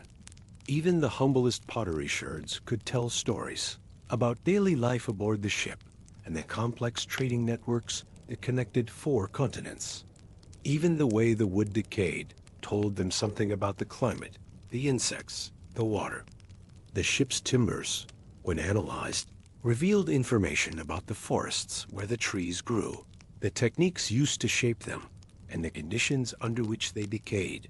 The presence or absence of certain types of wood-boring organisms indicated the temperature and salinity of the water at different periods. The way the wood grain had been oriented could suggest the shipbuilding techniques of the era and the origins of the craftsmen who built the vessel. Sometimes, shipwrecks are found by accident. A fisherman's net snags something odd, perhaps a cannonball or a piece of pottery that doesn't belong on the modern seafloor. The fisherman, curious about his unusual catch, might contact local authorities or marine archaeologists. What begins as an inconvenience, a net that needs repair, becomes the first chapter in a new archaeological investigation. These accidental discoveries are often the most surprising, revealing wrecks in areas where no one expected to find them. A hurricane shifts the sand just right. The powerful storms that regularly visit the Caribbean can move vast amounts of sand and sediment, burying some wrecks while uncovering others. What was hidden for decades might suddenly be exposed, its artifacts gleaming in the tropical sun. Hurricane seasons become archaeological opportunities, as researchers race to document newly revealed sites before the sand shifts again. The same forces that once sank ships now help reveal their secrets. Or an old map resurfaces, hinting at where to dive next. Archives in Spain, England, and other colonial powers contain thousands of maps, ship logs, and official reports that mention shipwrecks.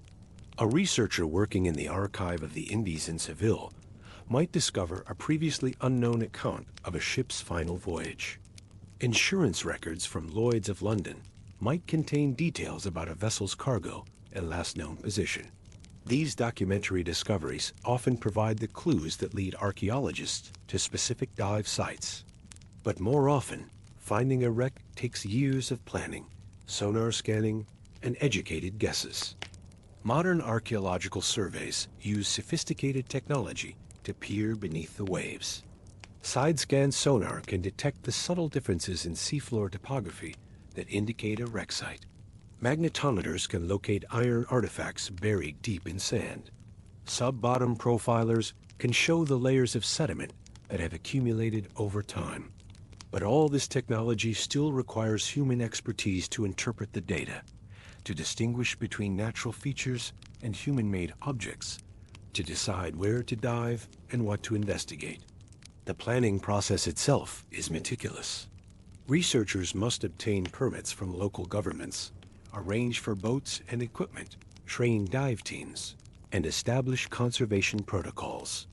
They must study historical documents, analyze oceanographic data, and consult with local fishermen and divers who might have knowledge of the area. A single expedition might represent months or years of preparation, all for the chance to spend a few days or weeks underwater exploring a potential wreck site. And when something is finally uncovered, the work begins slowly, patiently, almost like an underwater lullaby, drifting between past and present. The rhythm of underwater archaeology is unlike any other kind of research. Limited by air supply, depth, and the physical demands of working underwater, archaeologists must make every minute count. But they must also work with the measured pace that the environment demands. There is no rushing underwater, no quick movements that might stir up sediment or damage fragile artifacts. The workday begins on the surface, with careful planning and equipment checks. Divers review the site map, discuss the day's objectives, and prepare their tools. They might be working on a single small area, carefully exposing artifacts, one grain of sand at a time. Or they might be surveying a large area, photographing and measuring everything they see. The work is broken into short segments, each limited by the amount of air in a scuba tank and the safety requirements of decompression. Between dives, the real work of archaeology continues on the surface. Photographs are reviewed, measurements are recorded, and artifacts are carefully cleaned and cataloged. The rhythm of the work is punctuated by the sound of compressors filling tanks, the splash of divers entering the water, and the quiet concentration of researchers hunched over waterproof notebooks.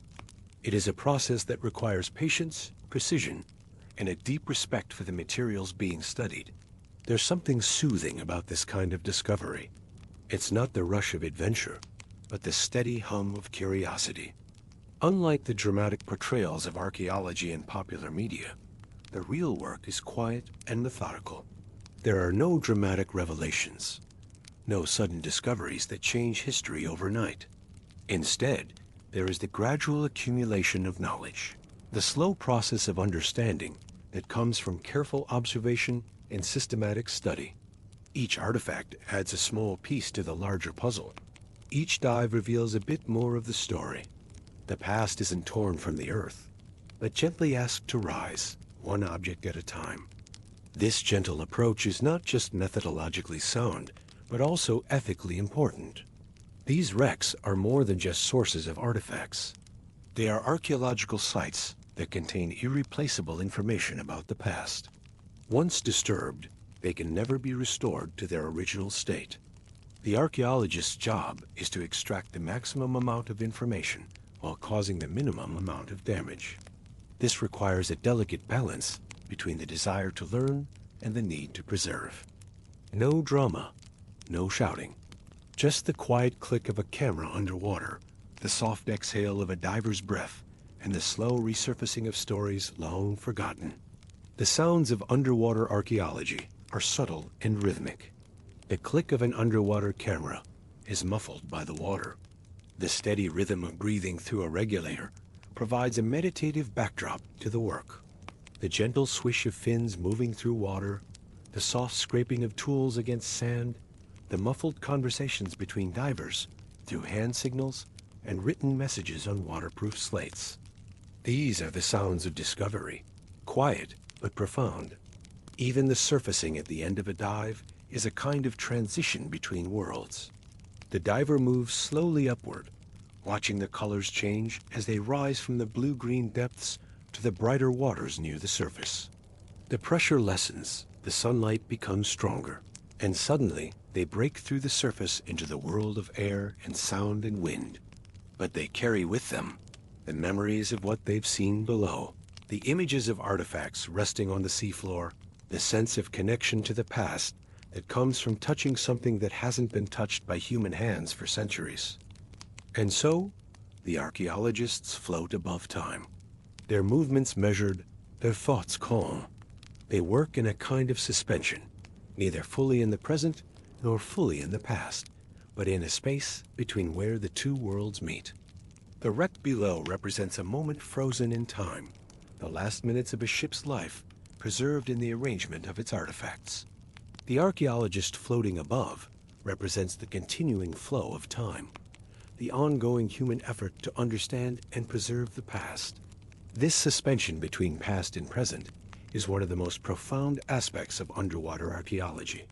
Unlike land-based archaeologists who must imagine the landscapes of the past, underwater archaeologists can literally float above history. The seafloor preserves three-dimensional spaces in ways that land sites cannot. A shipwreck is a preserved moment, a snapshot of life in the age of sail. The position of every object, every artifact, every piece of debris tells part of the story of the ship's final moments and its long rest on the bottom. Sometimes they surface with little more than a shard of pottery. A small piece of ceramic, perhaps decorated with a simple geometric pattern, might be all that remains of a large amphora that once held wine or oil. But this single shard can tell a story that spans continents and centuries. Its clay might have been mined in Spain, shaped by potters whose techniques dated back to Roman times, fired in kilns that burned olive wood, and filled with oil pressed from olives grown in Andalusian groves. The ship that carried it might have sailed from Seville, stopped in the Canary Islands for water and supplies, and been bound for the markets of New Spain when it met its end on a Korean reef. Other times, with an entire anchor, lifted by winches and care. The anchor itself is a marvel of marine technology, shaped by blacksmiths who understood the physics of holding a ship steady in changing winds and currents.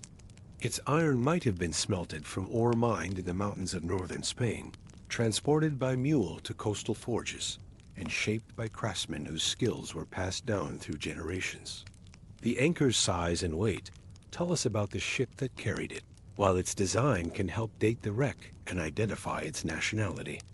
The way it lies on the seafloor, its position relative to other artifacts, can reveal information about how the ship was anchored when it sank, whether it was trying to ride out a storm or had been deliberately anchored for repairs. But always, they returned to shore with more than they found, a deeper understanding of lives lived and lost, of the ebb and flow of trade, and of the silent power of the sea. Each expedition, each dive, each carefully excavated artifact adds to the larger understanding of maritime history. The individual stories of specific ships contribute to our knowledge of broader patterns. The routes of trade, the technology of shipbuilding, the daily lives of sailors, the economic forces that drove exploration and colonization. The archaeologists return to shore with physical artifacts, but also with intangible knowledge, with stories that connect the past to the present. The lives lived and lost on these ships represent a cross-section of colonial society. Ship captains, often from established maritime families, commanded vessels that represented enormous investments of capital and hope. They were responsible not just for the physical navigation of their ships, but for the complex business of colonial trade. They carried letters of credit, bills of lading, and instructions from merchants and government officials. Their personal possessions, found scattered across wreck sites, tell stories of men who lived between worlds, equally at home in the taverns of Seville and the markets of Cartagena. The sailors who worked these ships came from every level of society.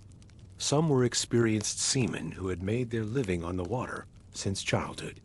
Others were landsmen seeking adventure or escaping poverty, learning the ways of the sea through hard experience. Their personal belongings, when found, are often simple and practical. A bone-handled knife, a leather pouch for tobacco, a small religious medal worn for protection.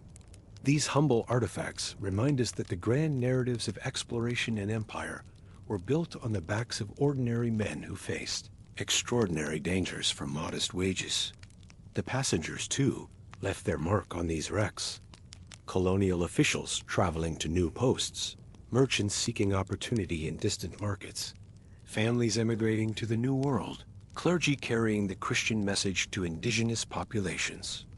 Their belongings reflect the complexity of colonial society.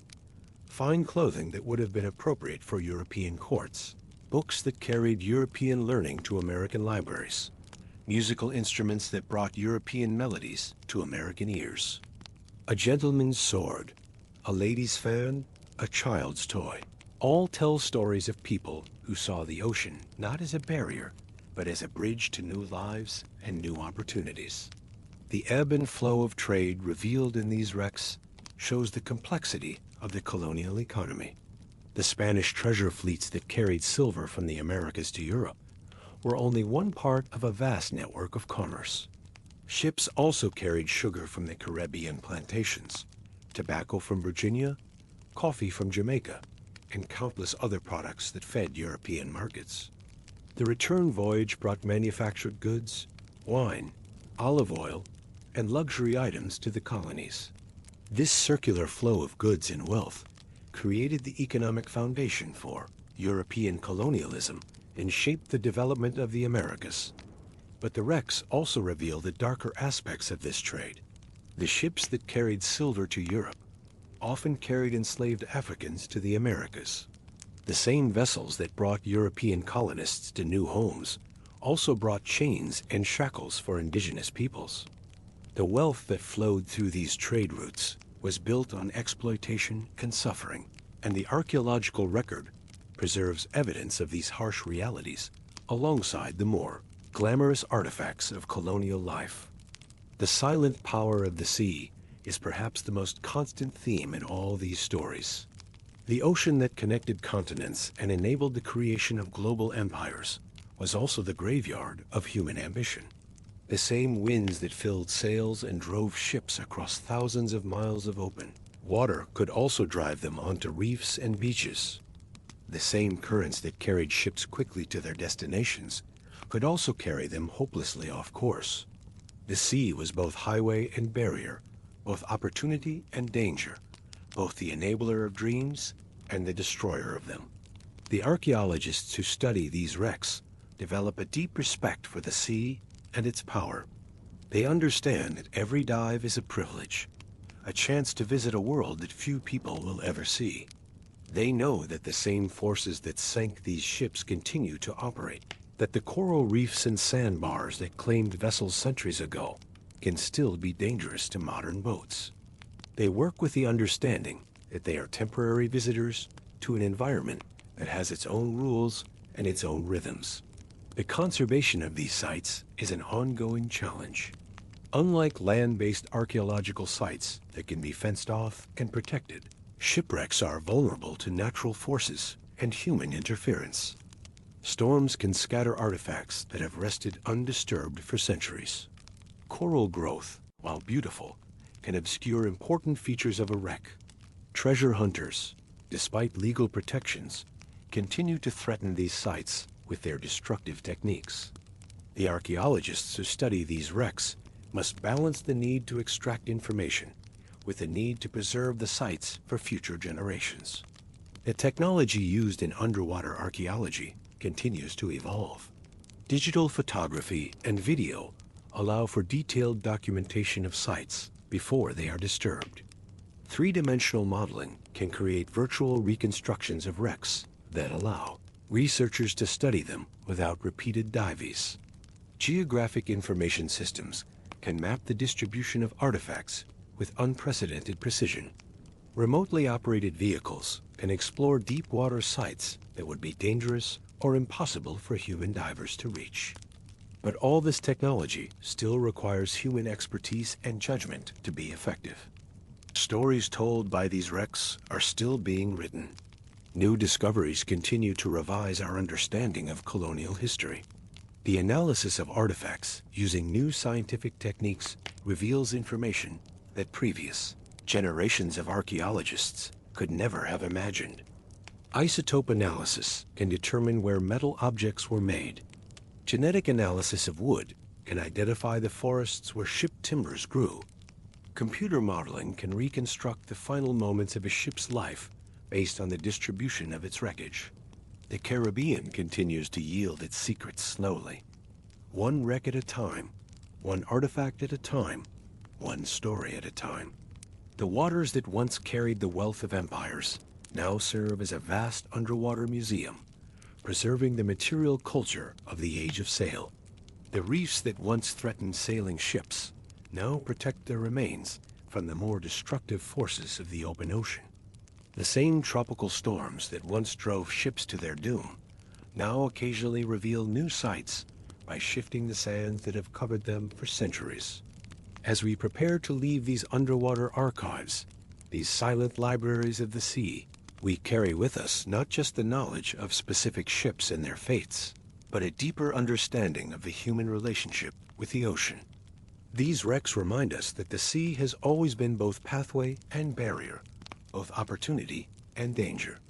They tell us that the grand narratives of exploration and empire were built on countless individual stories of courage and tragedy, of ambition and loss, of dreams fulfilled and dreams shattered on the unforgiving reefs of reality.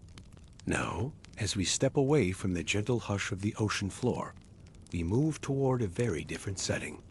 Our journey takes us from the depths of the Caribbean to the heights of colonial power, from the democracy of the sea that claimed ships regardless of their flag or cargo, to the rigid hierarchies of imperial administration. We leave behind the patient work of underwater archaeologists and enter a world of immediate power and consequence, where decisions made in gilded chambers could determine the fate of entire continents. The transition is jarring, like surfacing from a peaceful dive into a world of noise and urgency, but it reflects the reality of the colonial world, where the merchant ships now resting on the seafloor once carried not just cargo, but the instruments of empire. Our final stop tonight is dry, fragrant, and draped in velvet, a place of contrast, of lace cuffs and golden goblets.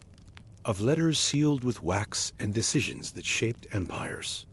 Let us now enter the life of the Spanish colonial viceroy. Now we leave behind the sea's salt and spray. A sound of waves fades, and in its place we hear the rustle of silk. We are no longer below deck or beneath the ocean.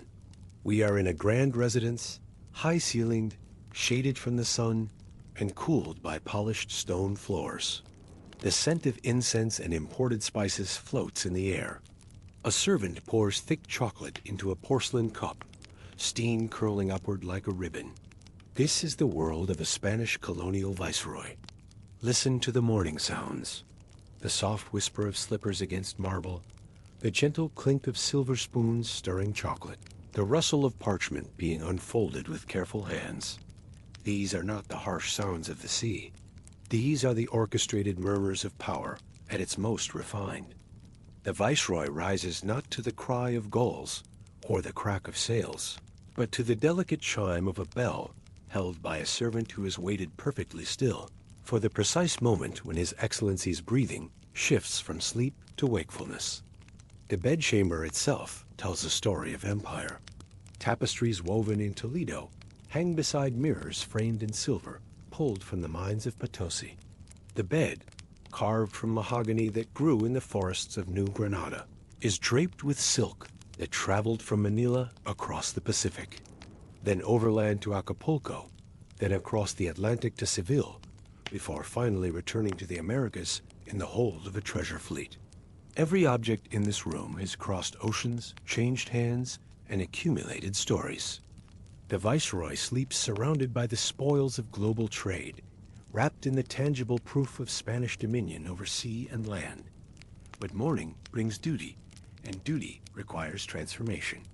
Watch as the viceroy's body becomes a canvas for empire. First, the undergarments, fine linen that has been soaked in rosewater and pressed with heated irons. Then the stockings, silk so delicate that servants must wear cotton gloves to avoid snags. The breeches, tailored in the latest Madrid fashion, but adjusted for the climate of the Americas. The shirt, with its elaborate cuffs that will peek beneath the sleeves of the jacket, each fold precisely arranged. The waistcoat, embroidered with threads of gold and silver, depicting scenes of Spanish conquest. Courts meeting Moctezuma, Pizarro in the mountains of Peru. The jacket itself is a masterpiece of political theater. Cut from velvet so deep it seems to absorb light, it bears the insignia of royal authority. The buttons are not mere fastenings, but tiny works of art, each one carved with symbols of power. The Habsburg eagle, the pillars of Hercules, the cross of Santiago. The sword that hangs at his side has never seen battle, its blade polished to a mirror finish, its hilt encrusted with emeralds from the mines of Muzo. Even the rings on his fingers tell stories. The signet ring with the family coat of arms, the episcopal ring gifted by the Archbishop of Lima, the simple gold band that connects him to a wife he has not seen in 3 years. This daily ritual of dressing is not vanity, but necessity. In the world of colonial governance, appearance is authority. Every indigenous leader who enters this palace, every Creole merchant who seeks an audience, every church official who comes to present a petition, reads power in the quality of fabric, the weight of jewels, the precision of protocol. To dress carelessly would be to govern carelessly. To appear as anything less than the living embodiment of Spanish majesty would be to invite challenge, rebellion, chaos. Viceroys were the king's representatives in the Americas. They ruled in his name, often thousands of miles from Spain, surrounded by symbols of authority. Velvet-lined chairs, gilded mirrors, and the ever-present coat of arms. They presided over sprawling territories, New Spain, Peru, New Granada, and every decision they made echoed from mountain towns to coastal harbors. But to truly understand their world, we must step inside their daily existence, breathe the air they breathed, feel the weight of responsibility that pressed upon their shoulders like the heavy ceremonial chains they wore during public audiences. The palace awakens before dawn. In the kitchens, Indigenous cooks who have learned to prepare Spanish dishes with American ingredients begin their work.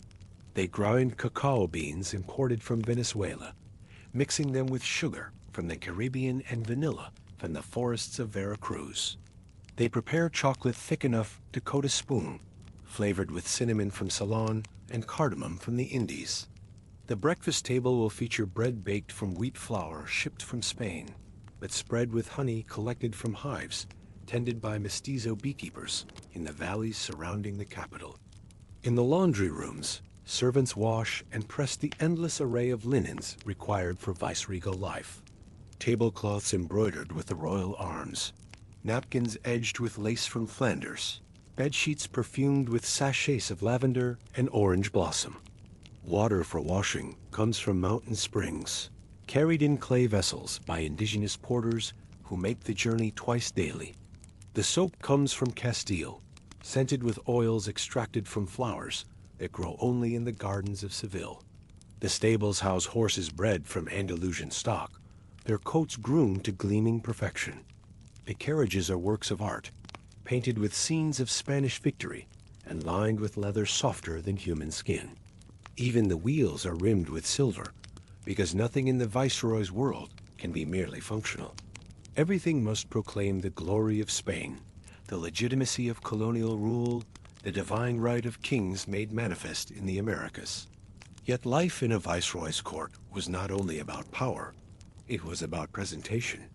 Every gesture, every word, every invitation sent or received was part of an unending dance of status. The morning levee, where courtiers and officials gathered to pay their respects, followed a choreography as precise as any ballet. The order of entrance, the depth of bows, the distance one stood from the viceregal chair, all of these details mattered. A merchant granted permission to approach within 10 feet of His Excellency held higher status than one who must speak from across the room. A church official invited to sit in the presence of the Viceroy enjoyed privileges that others could only dream of. Watch the Viceroy's secretary as he prepares the morning correspondence. Letters have arrived from Madrid, carried by the fastest ships and the swiftest riders. News from the royal court is months old by the time it reaches the Americas, but it still shapes decisions that will affect millions of lives. A royal decree about trade policy, a papal bull regarding indigenous rights, a military dispatch about threats from English pirates, all require careful consideration and immediate response. But the secretary's work extends far beyond royal correspondence.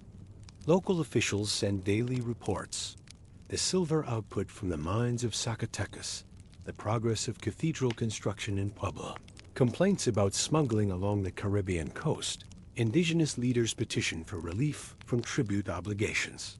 Creole landowners request permission to expand their estates. Merchants seek licenses to trade with the Philippines. Each letter represents a decision that could ripple across the empire, affecting trade routes, military deployments, religious missions, and the delicate balance of power that keeps the colonies stable. The Viceroy's morning routine includes a private audience with his confessor, a Jesuit priest who has spent years in the missions of Paraguay and understands the complexities of governing non-European populations. This is not merely a religious obligation, but a political necessity. The Church wields enormous power in colonial society, controlling education, healthcare, and much of the available credit.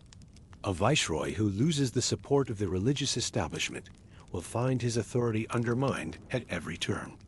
The confessor serves as both spiritual advisor and political intelligence gatherer, reporting on the mood of parish priests who hear confessions from every level of society. The consultation with the confessor takes place in a private chapel adjoining the Viceroy's apartments. The walls are covered with paintings by indigenous artists who have learned European techniques but infused them with local sensibilities. Here, Christ appears with features that blend Spanish and indigenous characteristics. The Virgin Mary wears robes decorated with patterns borrowed from Aztec textiles. Saints carry flowers that grow only in the highlands of Peru. These paintings represent more than artistic fusion. They embody the complex cultural negotiations that define colonial life. After morning prayers and political briefings, the Viceroy enters the Grand Salon where his staff awaits. The room itself is a monument to imperial ambition. The ceiling, painted by artists imported from Italy, depicts the triumph of Christianity over paganism. But the pagan temples being destroyed look suspiciously like Aztec pyramids, and the Christian conquistadors bear the faces of contemporary Spanish nobles. Massive mirrors, each one worth more than most people will earn in a lifetime, reflect light from windows that overlook gardens designed to recreate the landscape of Andalusia in the heart of the Americas. There were daily rituals, morning reports with officials, letters read and dictated beneath slowly turning fans, and long dinners held beneath painted ceilings. But these rituals serve purposes beyond ceremony. The morning reports allow the Viceroy to monitor the pulse of his territory. The captain of the guard reports on security concerns, rumors of indigenous unrest in the mountains, suspicious ships spotted off the coast, complaints from merchants about bandits on the trade routes. The treasurer provides updates on revenue collection, how much silver has been extracted from the mines, how much has been lost to pirates, how much remains in colonial coffers, versus how much must be shipped to Spain. The provincial governors, when they are in the capital, offer first-hand accounts of conditions in their jurisdictions. The governor of Yucatan describes the challenges of managing a population that speaks dozens of Mayan languages and maintains cultural practices that predate Spanish arrival by centuries. The governor of Chile reports on ongoing conflicts with Mapuche warriors who have never accepted Spanish rule. The governor of the Philippines, when he visits, brings news from the other side of the Pacific, describing the complexities of governing Asian populations who have their own sophisticated political traditions. Each report requires careful analysis because the Viceroy's responses will shape policy across vast territories. A decision to increase tribute collection might generate revenue, but could also spark rebellion. A choice to deploy troops to one province might leave another vulnerable to attack. An order to restrict trade with certain merchants might damage the colonial economy, but could also prevent smuggling that undermines royal authority. The Viceroy must balance competing interests while maintaining loyalty to a king who is thousands of miles away and whose understanding of American conditions is necessarily limited.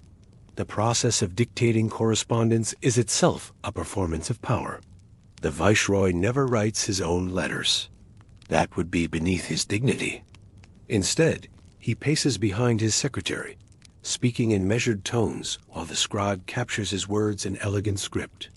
The language is formal, laden with honorifics and elaborate courtesies that reflect the hierarchical nature of Spanish society. A letter to the king begins with phrases like, "Your Most Catholic Majesty," and includes ritual acknowledgments of unworthiness and pledges of eternal loyalty. A communication to a fellow viceroy employs different formulas, but maintains the same attention to rank and precedence.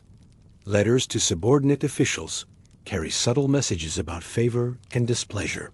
A viceroy who addresses a governor as "my esteemed colleague" signals approval, while one who uses the more formal "His Excellency" suggests distance or disapproval.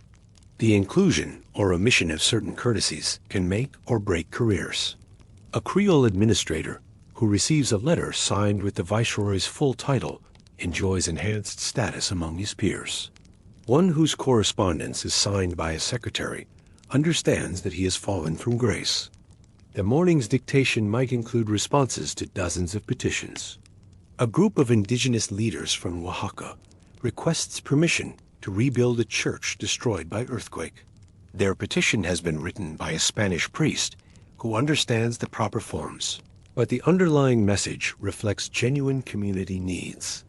The Viceroy must balance religious obligation against financial reality. Approving the request demonstrates royal benevolence, but the treasury is already strained by military expenses and infrastructure projects. A mestizo merchant from Acapulco seeks a license to trade directly with Manila, bypassing the traditional route through Mexico City. His proposal could generate additional revenue for the crown, but it might also anger established merchants who profit from the existing system. The Viceroy's decision will affect not only the petitioner, but also the broader commercial networks that connect the Americas to Asia. Creole landowner requests permission to expand his estate onto lands currently held by an indigenous community. The legal issues are complex, involving royal legislation designed to protect native rights, church doctrine about just war and legitimate authority, and practical concerns about maintaining social stability. The Viceroy's response will send signals about royal policy toward indigenous rights and Creole ambitions. Dishes arrived one by one, brought in on silver trays, often made with local ingredients, arranged in the fashion of the Spanish court. Plantains beside roasted lamb, maize served in ceramic bowls hand-painted with blue and white designs. But the viceregal dining experience represents far more than mere consumption. It is a daily theater of imperial identity, a performance that transforms American ingredients into Spanish culture through the alchemy of presentation and protocol. The dining room where these meals are served is itself a statement of imperial power. The table, carved from a single piece of cedar that grew in the forests of Honduras, can seat 40 guests when fully extended. The chairs, upholstered in leather from cattle raised on the plains of Argentina, bear the carved arms of Spanish noble families. The china, imported from factories in Seville, displays scenes of Spanish conquest. Balboa discovering the Pacific, courts entering Tenochtitlan, Pizarro capturing Atahualpa. But examine the food itself, and you discover the complex cultural negotiations that define colonial life. The lamb may be prepared in Spanish style, but it is seasoned with chiles that indigenous cooks have ground according to recipes that predate Spanish arrival. The bread follows European techniques, but the wheat is grown by indigenous farmers who have adapted Spanish agricultural methods to American conditions.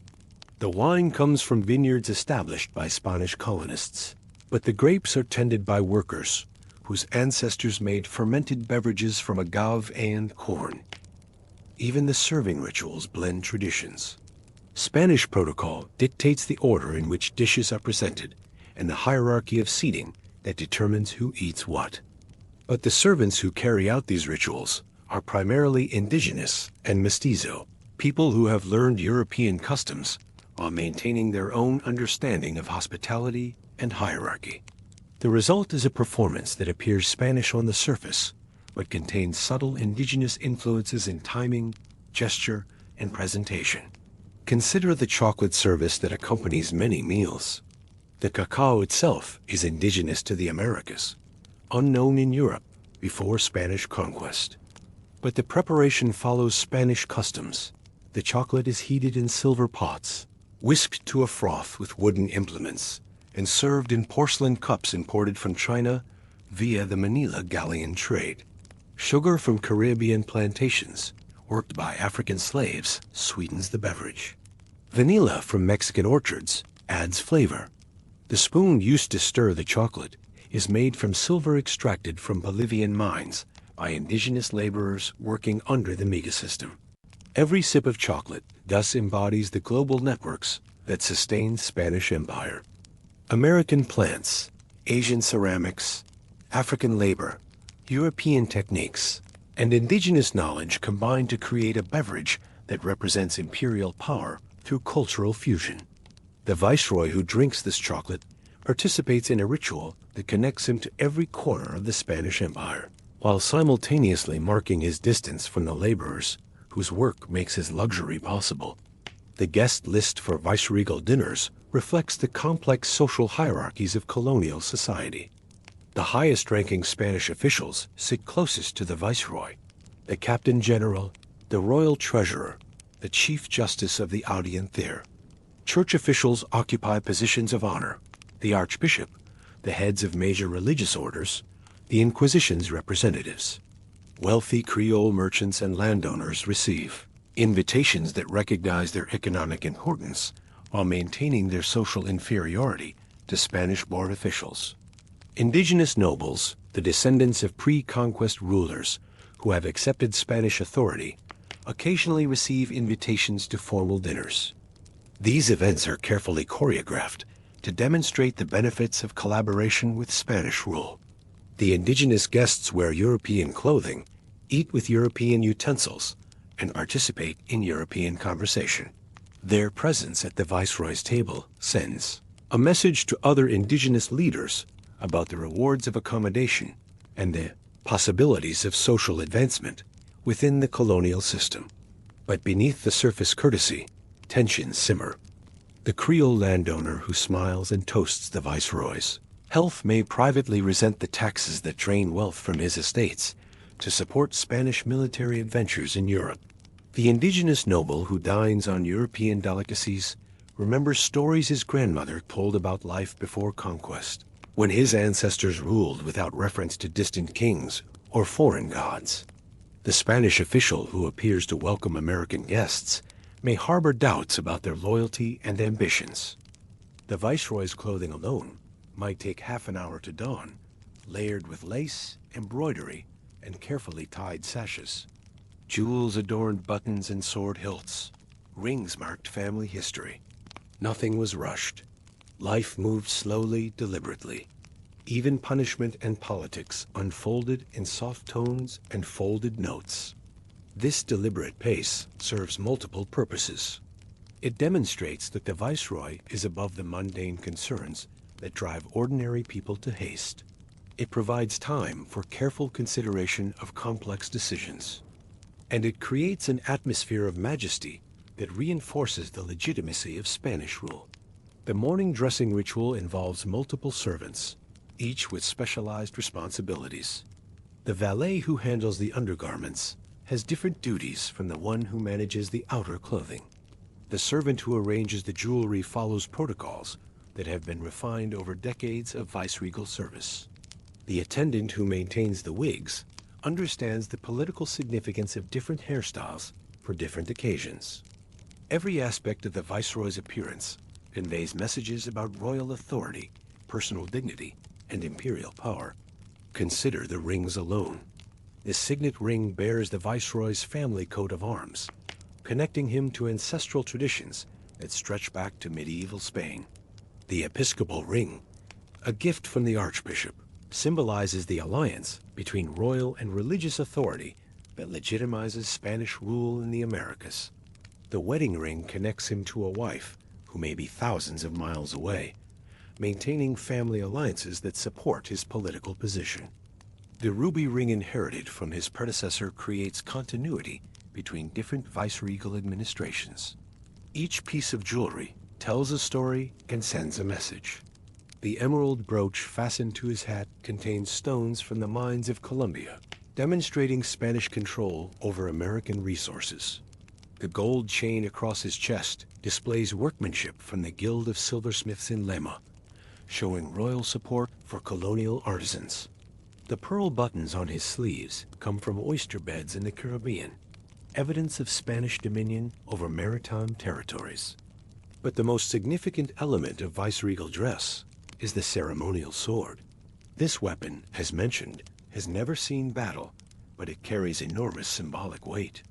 Its blade, forged in Toledo by craftsmen whose techniques date to the Reconquista, represents the military power that established Spanish rule in the Americas. Its hilt, decorated with American emeralds and pearls, shows how conquest has enriched the Spanish Empire. Its presence at the Viceroy's side reminds everyone that royal authority ultimately rests on the threat of force. The sword scabbard is itself a work of art, covered in leather tooled with images of Spanish victories over indigenous armies. The belt that supports it is woven from silk produced by worms fed on mulberry leaves grown in experimental gardens established by Jesuit missionaries. Even the knots that secure the belt follow patterns prescribed by royal protocol, ensuring that every detail of the Viceroy's appearance conforms to standards established at the Spanish court. Behind all this display, however, was a constant tension. To govern a colony was to walk a tightrope. The Viceroy answered to the king, but had to navigate the complex networks of Criollo elites, church officials, merchants, and military officers, who each carried their own interests and ambitions. Letters to Madrid took months to arrive, and months more for replies to return. So each decision carried weight, sometimes too much. A trade dispute, a local rebellion, a bishop's complaint, all could tip the balance of power. The tightrope metaphor barely captures the complexity of viceregal governance. Imagine instead a chess master playing multiple games simultaneously, each against opponents who know the rules but interpret them differently, each with consequences that extend far beyond the board. The viceroy must satisfy royal demands for revenue while maintaining colonial prosperity. He must enforce religious orthodoxy while accommodating indigenous spiritual practices that cannot be entirely suppressed. He must support Spanish merchants while preventing economic policies that might drive Creole elites to rebellion. Consider the challenge of managing church-state relations. The Catholic Church enjoys enormous power in colonial society, controlling education, healthcare, and much of the available credit. Church officials often clash with secular authorities over jurisdiction, taxation, and policy toward indigenous populations. The viceroy cannot simply overrule church leaders, who enjoy independent communication with Rome and influence with the Spanish court. Instead, he must negotiate, compromise, and find creative solutions that satisfy both royal authority and ecclesiastical autonomy. The indigenous population presents even greater challenges. Spanish law theoretically protects native rights, but colonial reality often contradicts legal principles. Landowners need indigenous labor to work their estates. Mine owners require indigenous workers to extract the silver that funds the Spanish Empire. Royal officials demand indigenous tribute to support colonial administration. The viceroy must balance these competing demands while preventing the kind of indigenous uprising that could destroy Spanish rule entirely. Creole elites pose a different, but equally serious challenge. Born in the Americas, but of Spanish descent, they consider themselves Spanish, yet face discrimination from Spanish-born officials.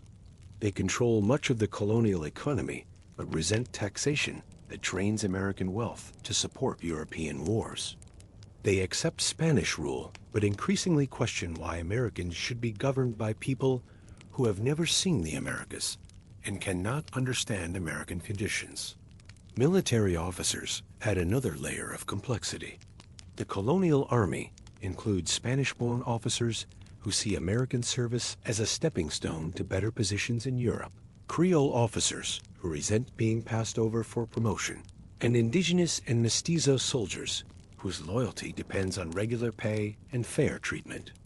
The viceroy must maintain military discipline while managing ethnic tensions, professional jealousies, and competing loyalties. Even the merchant community presents challenges. Spanish merchants enjoy legal privileges and preferential access to European markets, but they often lack the local knowledge necessary for successful American trade. Creole merchants understand American conditions, but face legal restrictions on their commercial activities. Foreign merchants offer competitive prices, but threaten Spanish control over colonial trade. The viceroy must balance these competing interests while ensuring that royal revenues continue to flow to Madrid. Letters to Madrid took months to arrive, and months more for replies to return. This communication delay affected every aspect of colonial governance. By the time the king's response to a viceregal request arrived in the Americas, the original problem might have resolved itself, worsened dramatically, or been replaced by entirely new challenges. The viceroy had to make decisions based on his understanding of royal policy, knowing that his interpretation might be contradicted by instructions that were already en route but would not arrive for months.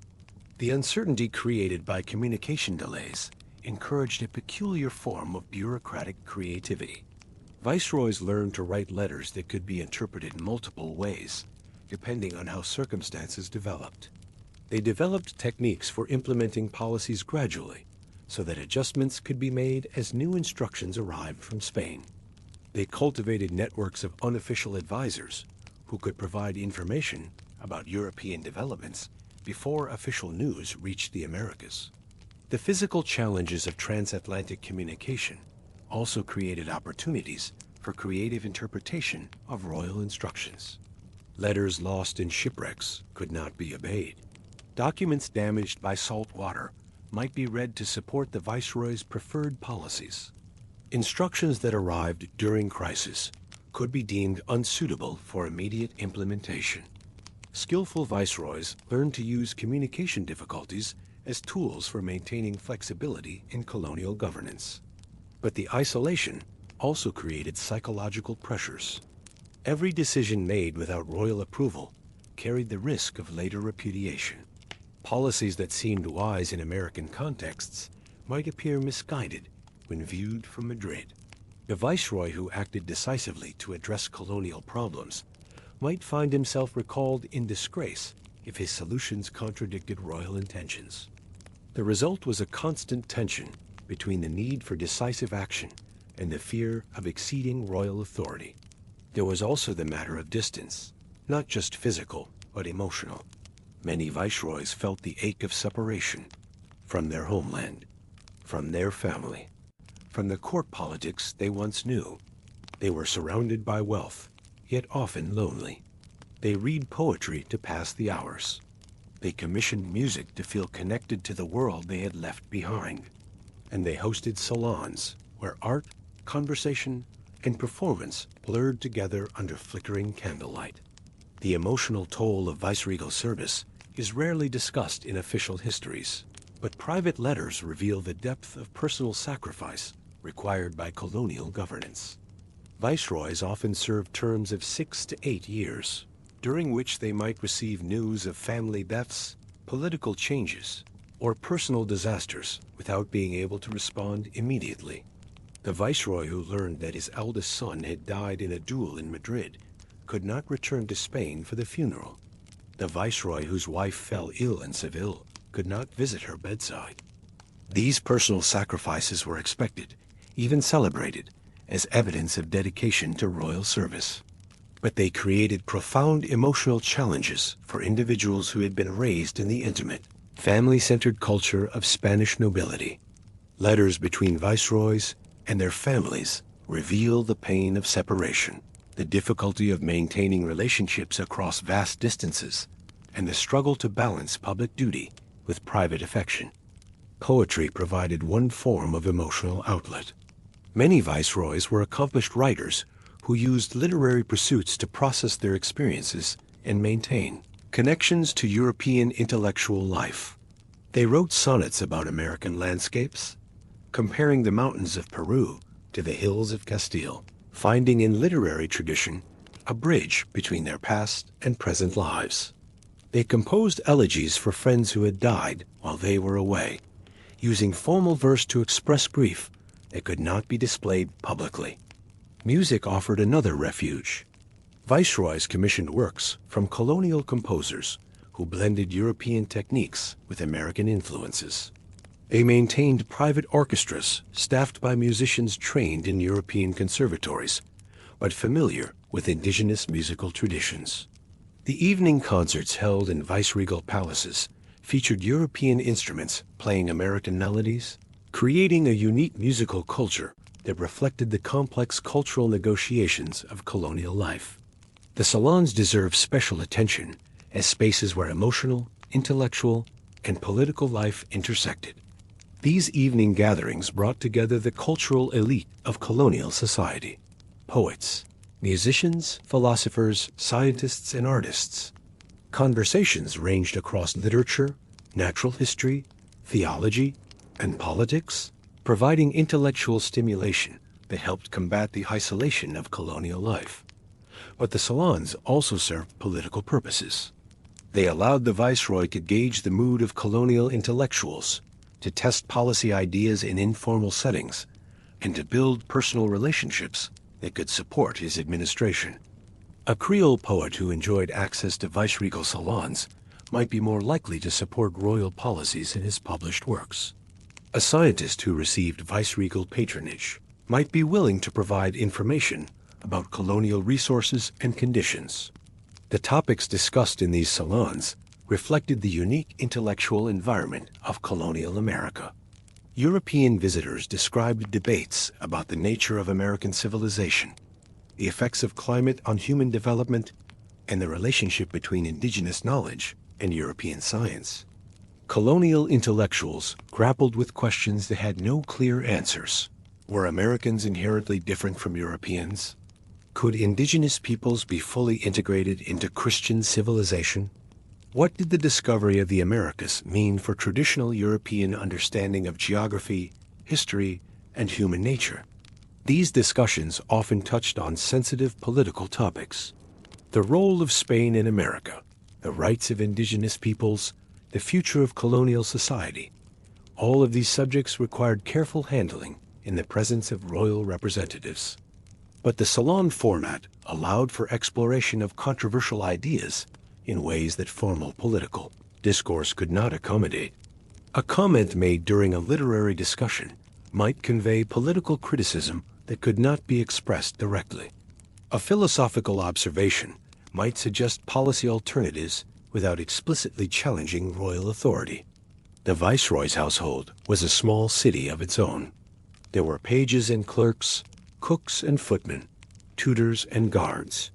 Gardens bloomed with imported flowers. Carriages waited in shaded courtyards.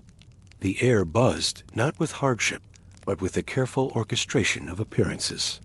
But even in this world of soft fabrics and gentle voices, the pulse of the empire could be felt. News of a lost ship might darken the mood at breakfast. A shipment of silver arriving safely would call for celebration. The galleons may have seemed far away, but their fates shaped life here, behind carved wooden doors and painted shutters. The household staff represents a microcosm of colonial society.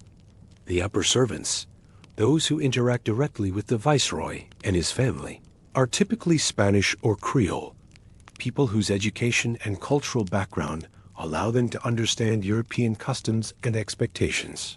The lower servants, those who work in kitchens, laundries, and stables, are more likely to be indigenous or mestizo, people whose labor makes viceregal luxury possible, but who remain largely invisible to the Viceroy himself. Consider the daily routine of a viceregal page, a young Spanish nobleman sent to America to learn the arts of governance and diplomacy. His duties include carrying messages, announcing visitors, and attending the Viceroy during public ceremonies. But his real education comes from observing the complex negotiations that characterize colonial administration.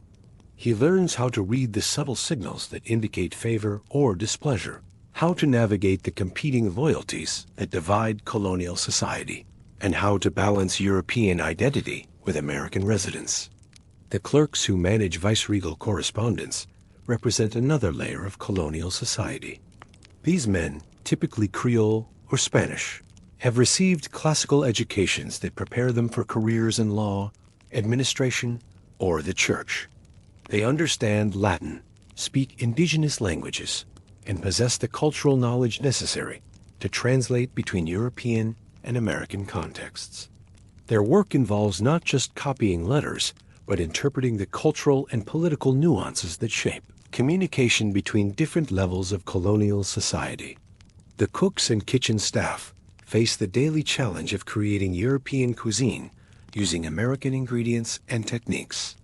The head cook, often a Spanish or Creole woman with training in European culinary traditions, must supervise indigenous assistants who bring their own understanding of ingredients, flavors, and cooking methods.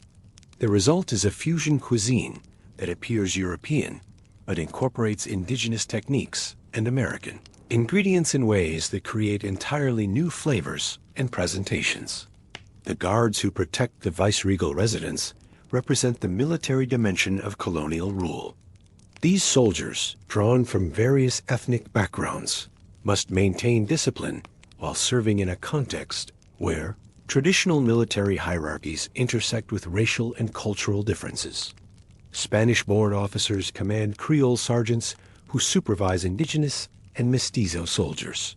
The effectiveness of this military organization depends on the ability to maintain loyalty across cultural boundaries while dealing with the social tensions that characterize colonial society. The gardens that surround viceregal palaces deserve special attention as spaces where European and American botanical traditions intersect. Spanish colonists attempted to recreate the landscapes of their homeland, importing seeds, cuttings, and even soil from Spain. But American conditions required adaptation and innovation. European flowers grew differently in American climates. Indigenous gardeners brought their own knowledge of local plants and growing conditions. The result was a hybrid landscape that looked European but incorporated American elements in subtle ways. These gardens served multiple purposes beyond mere decoration. They provided food for the viceregal table, including European vegetables adapted to American growing conditions, and indigenous plants prepared according to European culinary traditions. They supplied medicinal herbs used by viceregal physicians who combined European medical theory with indigenous knowledge of American plants. They offered spaces for private conversation and contemplation, allowing the viceroy to escape the formal protocols that governed most of his interactions. The carriages that waited in viceregal courtyards represent another intersection of European technology and American conditions. The vehicles themselves followed European designs, but they were built by colonial craftsmen using American materials and techniques. The wheels were constructed from wood cut in American forests by indigenous workers using tools designed by European wheelwrights. The upholstery featured leather produced by mestizo tanners using techniques that combined European and indigenous methods. Even the horses that drew these carriages embodied the cultural complexity of colonial life. Spanish breeds had been adapted to American conditions through generations of selective breeding. The animals were cared for by indigenous grooms who had learned European techniques for horse care, but applied them using their own understanding of animal behavior and local environmental conditions. Every morning began with ritual, and every evening closed with reflection. The viceroy might pace the library, reading letters by candlelight, or sit quietly in a garden, sipping chocolate as the air cooled. And while the cities outside, Lima, Mexico City, Bogota, bustled with carts and street vendors, here in the palace, time moved slowly, almost gently. The viceregal library deserves extended consideration as a space where European and American intellectual traditions intersected. These collections typically included classical texts that formed the foundation of European education. Works by Aristotle, Cicero, Aquinas, and other authors who shaped Western thought. But they also contained more recent publications that addressed specifically American questions. Treatises on indigenous languages, studies of American natural history, accounts of missionary activities, and legal commentaries on colonial administration. Many viceroys were serious scholars who used their American service as an opportunity to contribute to European knowledge about the Americas. They commissioned studies of indigenous cultures, sponsored expeditions to explore unmapped territories, and supported the work of colonial intellectuals who were developing new understanding of American conditions. The libraries they assembled often became centers of intellectual activity that attracted scholars from across the empire. The evening reading sessions provided more than mere entertainment. They allowed viceroys to stay current with European intellectual developments, to understand how American experiences were being interpreted in European contexts, and to formulate policies that would be acceptable to both American and European audiences. A viceroy who understood the latest European theories about indigenous peoples might be better equipped to develop policies that satisfied both humanitarian concerns and practical administrative needs.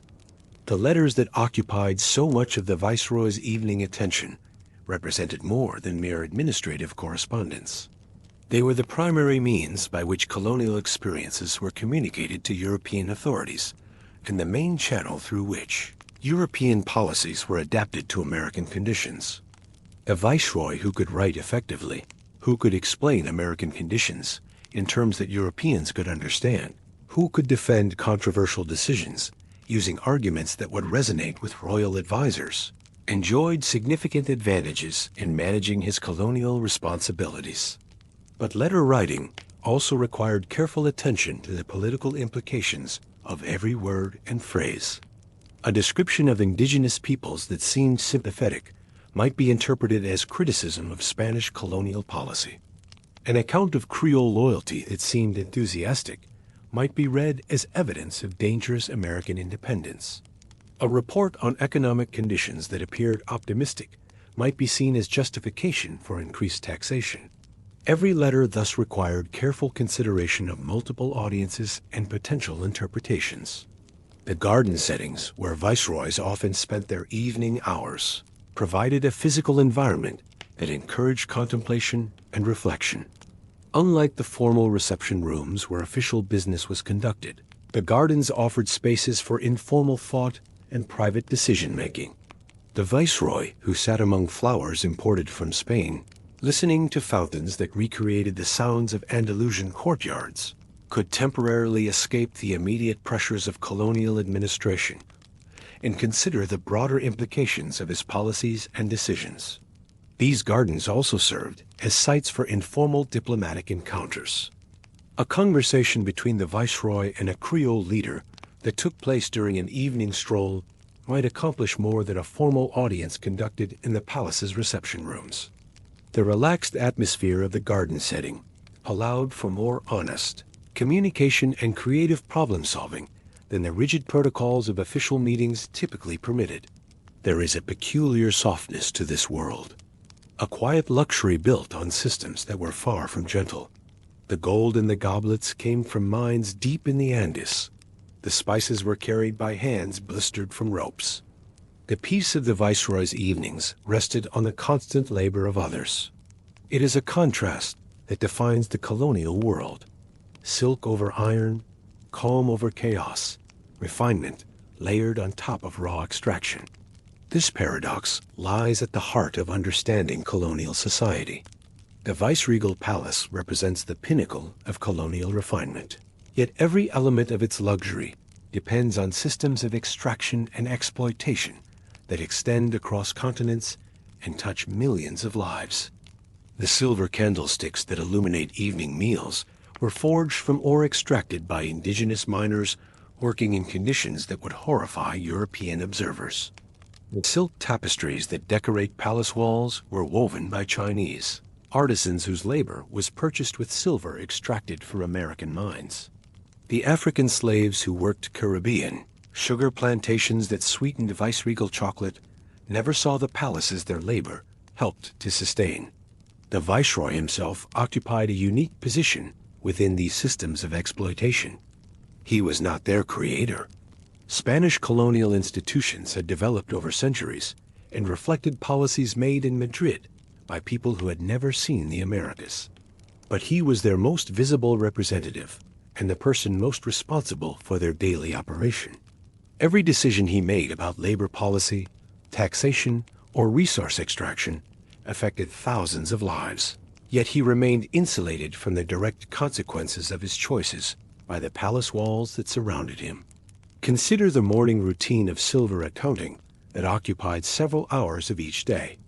Colonial administrators meticulously tracked the movement of precious metals from mines to ports, from ports to ships, from ships to Spanish treasuries. The viceroy reviewed reports that detailed production levels, transportation costs, and security measures. These documents reduced human suffering to statistical abstractions. So many tons of ore extracted, so many workers employed, so many reales of profit generated. The indigenous miner who died of mercury poisoning in the tunnels beneath Potosi became a line item in a production report. The African slave who collapsed from exhaustion in a Korean sugar mill disappeared into shipping manifests that recorded only the value of goods delivered to market. The psychological mechanisms that allowed viceroys to maintain this cognitive separation between luxury and suffering were complex and varied. Some relied on religious justifications, arguing that Spanish rule brought Christianity to pagan peoples, and that material suffering in this world was less important than spiritual salvation in the next. Others employed racial theories that portrayed indigenous and African peoples as naturally suited to physical labor and incapable of appreciating the refinements of European civilization. Still others focused on the civilizing mission of Spanish colonialism, arguing that European technology, law, and culture would eventually benefit all colonial peoples. But private correspondence reveals that many viceroys struggled with the moral implications of their position. Letters to confessors describe sleepless nights, troubled by questions about the justice of colonial rule. Journals record moments of doubt about policies that seemed necessary for imperial administration, but clearly caused human suffering. Some viceroys attempted to reform colonial institutions, issuing orders designed to protect indigenous workers or limit the exploitation of African slaves. Others rationalized their participation in systems they could not change by emphasizing their commitment to implementing humane policies within the constraints of imperial necessity. A palace architecture itself reflects these moral tensions. The private chapels where viceroys attended daily mass featured artwork that emphasized themes of divine justice and eternal judgment. The crucifixes that hung in every room served as constant reminders of a Savior who had suffered for the salvation of humanity. The religious imagery that decorated palace walls included frequent representations of saints who had dedicated their lives to serving the poor and oppressed. These visual elements created a constant dialogue between the luxury of viceregal life and the Christian values that supposedly justified Spanish rule in the Americas. The servants who worked in viceregal palaces occupied a complex position within these moral and social hierarchies. Indigenous women who served as personal attendants to the viceroy's wife might enjoy better living conditions than most of their relatives, but they remained separated from their families and communities. Mestizo men who worked as palace guards might earn regular wages and social status, but they were required to enforce policies that oppressed people who shared their indigenous heritage. African slaves who worked in palace kitchens might have access to better food and shelter than plantation workers, but they remained the property of an institution that denied their fundamental humanity. These servants often served as informal conduits of information between the palace and the broader colonial society. An indigenous woman who worked in the viceregal laundry might carry news of palace policies to indigenous communities in the surrounding countryside. A mestizo guard might report on the mood of urban populations during his off-duty hours in the city's taverns and markets. An African cook might maintain connections with the slave communities that supplied the palace with food and other necessities. These informal networks allowed information to flow between different levels of colonial society in ways that official channels could not accommodate. The children who grew up in viceregal households provide another window into the moral complexities of colonial life. The viceroy's own children, when they accompanied their parents to the Americas, received educations that combined European classical learning with first-hand experience of colonial conditions. They learned Latin and Greek while also acquiring indigenous languages. They studied European history while witnessing the daily operations of colonial administration. They were raised to see themselves as representatives of Spanish civilization while living in societies where Spanish culture was constantly negotiating with indigenous and African influences. These children often developed complex relationships with their American environments that differed significantly from their parents' experiences. A viceroy's daughter who learned to speak Quechua from her indigenous nurses might develop emotional connections to indigenous cultures that her parents could not share. A viceroy's son who grew up playing with mestizo children in palace courtyards might question racial hierarchies that his parents accepted without reflection. When these children returned to Spain, they often found themselves caught between two worlds, unable to fully embrace either European or American identities. The formal ceremonies that mark the viceregal calendar provide another perspective on the moral tensions of colonial life. religious festivals that celebrated Spanish saints and European. Religious traditions often incorporated indigenous elements that had been officially suppressed, but continued to influence popular culture. The Corpus Christi processions that wound through colonial cities featured European religious imagery carried by indigenous participants who understood Christian symbols through the lens of their own spiritual traditions.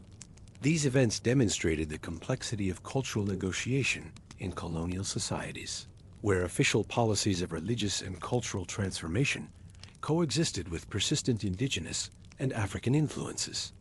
The viceregal palace served as the focal point for many of these ceremonial events. The reception halls where the viceroy entertained. Visiting dignitaries were decorated with artwork that celebrated Spanish conquest and colonization. But the indigenous and mestizo artisans who created these decorations often incorporated subtle elements that complicated or subverted official messages. A painting that appeared to celebrate Spanish victory might include indigenous symbols that suggested different interpretations of historical events. A tapestry that seemed to glorify European civilization might contain African motifs that testified to the contributions of enslaved peoples.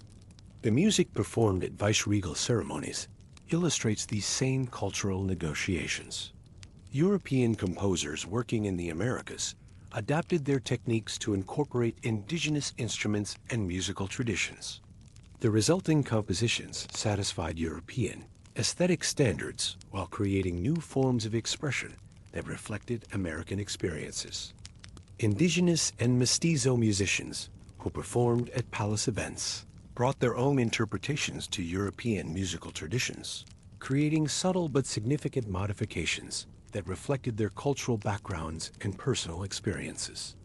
And so, as the candle burns low and the sounds of the palace grow hushed, we come to the end of our voyage. From the hammocks of storm-tossed sailors to the quiet grandeur of colonial rulers, we have drifted across oceans and centuries, always returning to one truth: that history, even in its softest moments, is woven from the lives of many. The candle that burns low in the Viceroy's study represents more than mere illumination. It embodies the entire colonial enterprise.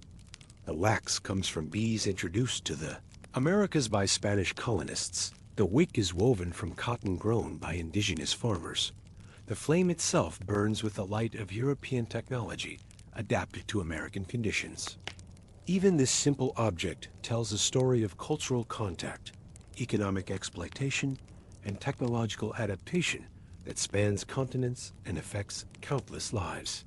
As the Viceroy sits in his study, reviewing the day's correspondence and planning tomorrow's decisions, he participates in processes that connect his palace to indigenous communities in the Andes, African slaves in the Caribbean, Chinese artisans in Manila, and Spanish bureaucrats in Madrid. His comfort depends on the labor of people he will never meet. His authority rests on the consent of people who have little choice but to acquiesce to Spanish rule, and his decisions will affect the lives of people whose experiences he can barely imagine. The sounds of the palace growing hushed mark the end of another day in the life of Spanish colonial empire. The servants who have spent their day maintaining viceregal luxury retire to quarters that reflect their subordinate status. The guards who have protected viceregal authority take up their night positions, maintaining vigilance against threats that might emerge from the colonial societies they help to control. The clerks who have spent their day processing the paperwork of empire organize their documents for tomorrow's continuation of the same routines. But outside the palace walls, colonial society continues its complex negotiations between competing cultures, competing interests, and competing visions of the future. Indigenous communities maintain their own rhythms of life, adapted to Spanish rule, but not entirely defined by it. Mestizo and Creole populations create new forms of identity that blend European and American elements in ways that neither Spanish nor indigenous cultures could have anticipated. African slaves and their descendants develop forms of resistance and accommodation that allow them to maintain human dignity within systems designed to deny their humanity. The Viceroy's evening reflections might touch on these broader realities, but they are filtered through the lens of his own experience and the requirements of his position. He cannot fully understand the perspectives of people whose lives are shaped by colonial policies he helps to implement. He cannot entirely escape the moral contradictions of a system that creates his luxury through others' suffering. He cannot completely bridge the gap between European theories of just government and American realities of cultural diversity and economic exploitation. Yet he continues to serve, to make decisions, to write letters, to attend ceremonies, to participate in the daily routines that sustain Spanish rule in the Americas. His service reflects not just personal ambition or royal loyalty, but also a complex set of beliefs about civilization, religion, and imperial destiny that shape Spanish colonial culture. He serves because he believes, however imperfectly, that Spanish rule brings benefits to the Americas that justify its costs. He serves because he cannot imagine alternatives to the colonial system that would better serve the interests of all colonial peoples. He serves because service to the crown represents the highest expression of Spanish noble identity. The palace that shelters his sleep and his dreams stands as a monument to these beliefs and to the human costs of implementing them. Its walls contain the contradictions of Spanish colonial society, the luxury built on exploitation, the civilization imposed through violence, the Christianity preached while practicing oppression. These contradictions would eventually contribute to the collapse of Spanish rule in the Americas. But for now, they are simply the conditions within which colonial life unfolds. Now, take a breath. Let the silence settle around you. The waves are calm again. The galleons are anchored in memory. The sea is still. But listen carefully, for in that stillness, you can hear something else beginning to stir. The sound is distant at first, barely audible above the gentle lapping of water against stone. It grows stronger, more insistent, carrying with it the voices of those who have been watching from the shadows, waiting for their moment to speak. The servants who have been silent, the miners who have been forgotten, the peoples who have been conquered, but never truly defeated. Their stories are about to emerge from the darkness, to challenge everything we think we know about this world of silk and silver, of power and powerlessness. For history, as we are about to discover, is never written by only one hand, and the next chapter of our journey will reveal whose voices have been waiting in the wings, whose experiences have been hidden beneath the surface of official chronicles, whose truths have been preserved in whispers and songs, in secret gatherings and coded messages, in the very spaces between the words of those who claim to speak for all. The Viceroy's candle may be burning low, but other fires are being lit in the darkness beyond his walls. Fires that will illuminate different stories, different perspectives, different possibilities for understanding what it meant to live, to resist, to survive, and to hope in the complex world of colonial America. And now, our journey draws to a close. We've sailed the length of empire tonight, from the restless hammocks below deck to the quiet chambers of colonial rule, from the storm-lashed timbers of the San Telmo, lost in the cold southern sea, to the warm shallows of the Caribbean, where forgotten wrecks sleep beneath layers of coral and sand, all of it bound together by the slow, steady rhythm of history. A history not always told in textbooks, but carried in calloused hands, creaking hulls, rusted anchors, and cups of warm chocolate served at dusk. It's easy to think of empire in terms of dates and maps, of treaties and battles. But tonight, we saw another side, a softer, quieter, more human view. The aching boredom of long voyages, the smell of damp wood, the hush of candlelight in a faraway palace. These are the threads that stitch together daily life in a world long past. Sometimes harsh, sometimes still, but always deeply lived. As you settle into sleep now, let your thoughts drift like a ship without a hurry. Let the wind be warm and the waters calm. There's no need to reach a destination. No need to remember every name or every date. Only the feeling that history, even when it seems distant, was once just the ordinary rhythm of someone's day. Of hundreds of sailors swaying with the tide, of archaeologists brushing sand from a coin, of a viceroy adjusting his cuffs as he turns toward the sound of distant bells. Let that rhythm carry you. The slow rocking of a ship, the quiet scratch of a quill, the soft echo of footsteps on stone. Thank you for joining this voyage. Wherever you are, and whatever time it is for you, may the night be gentle and the past peaceful. We'll be back soon with another story from long ago. Until then, sleep well and sail softly.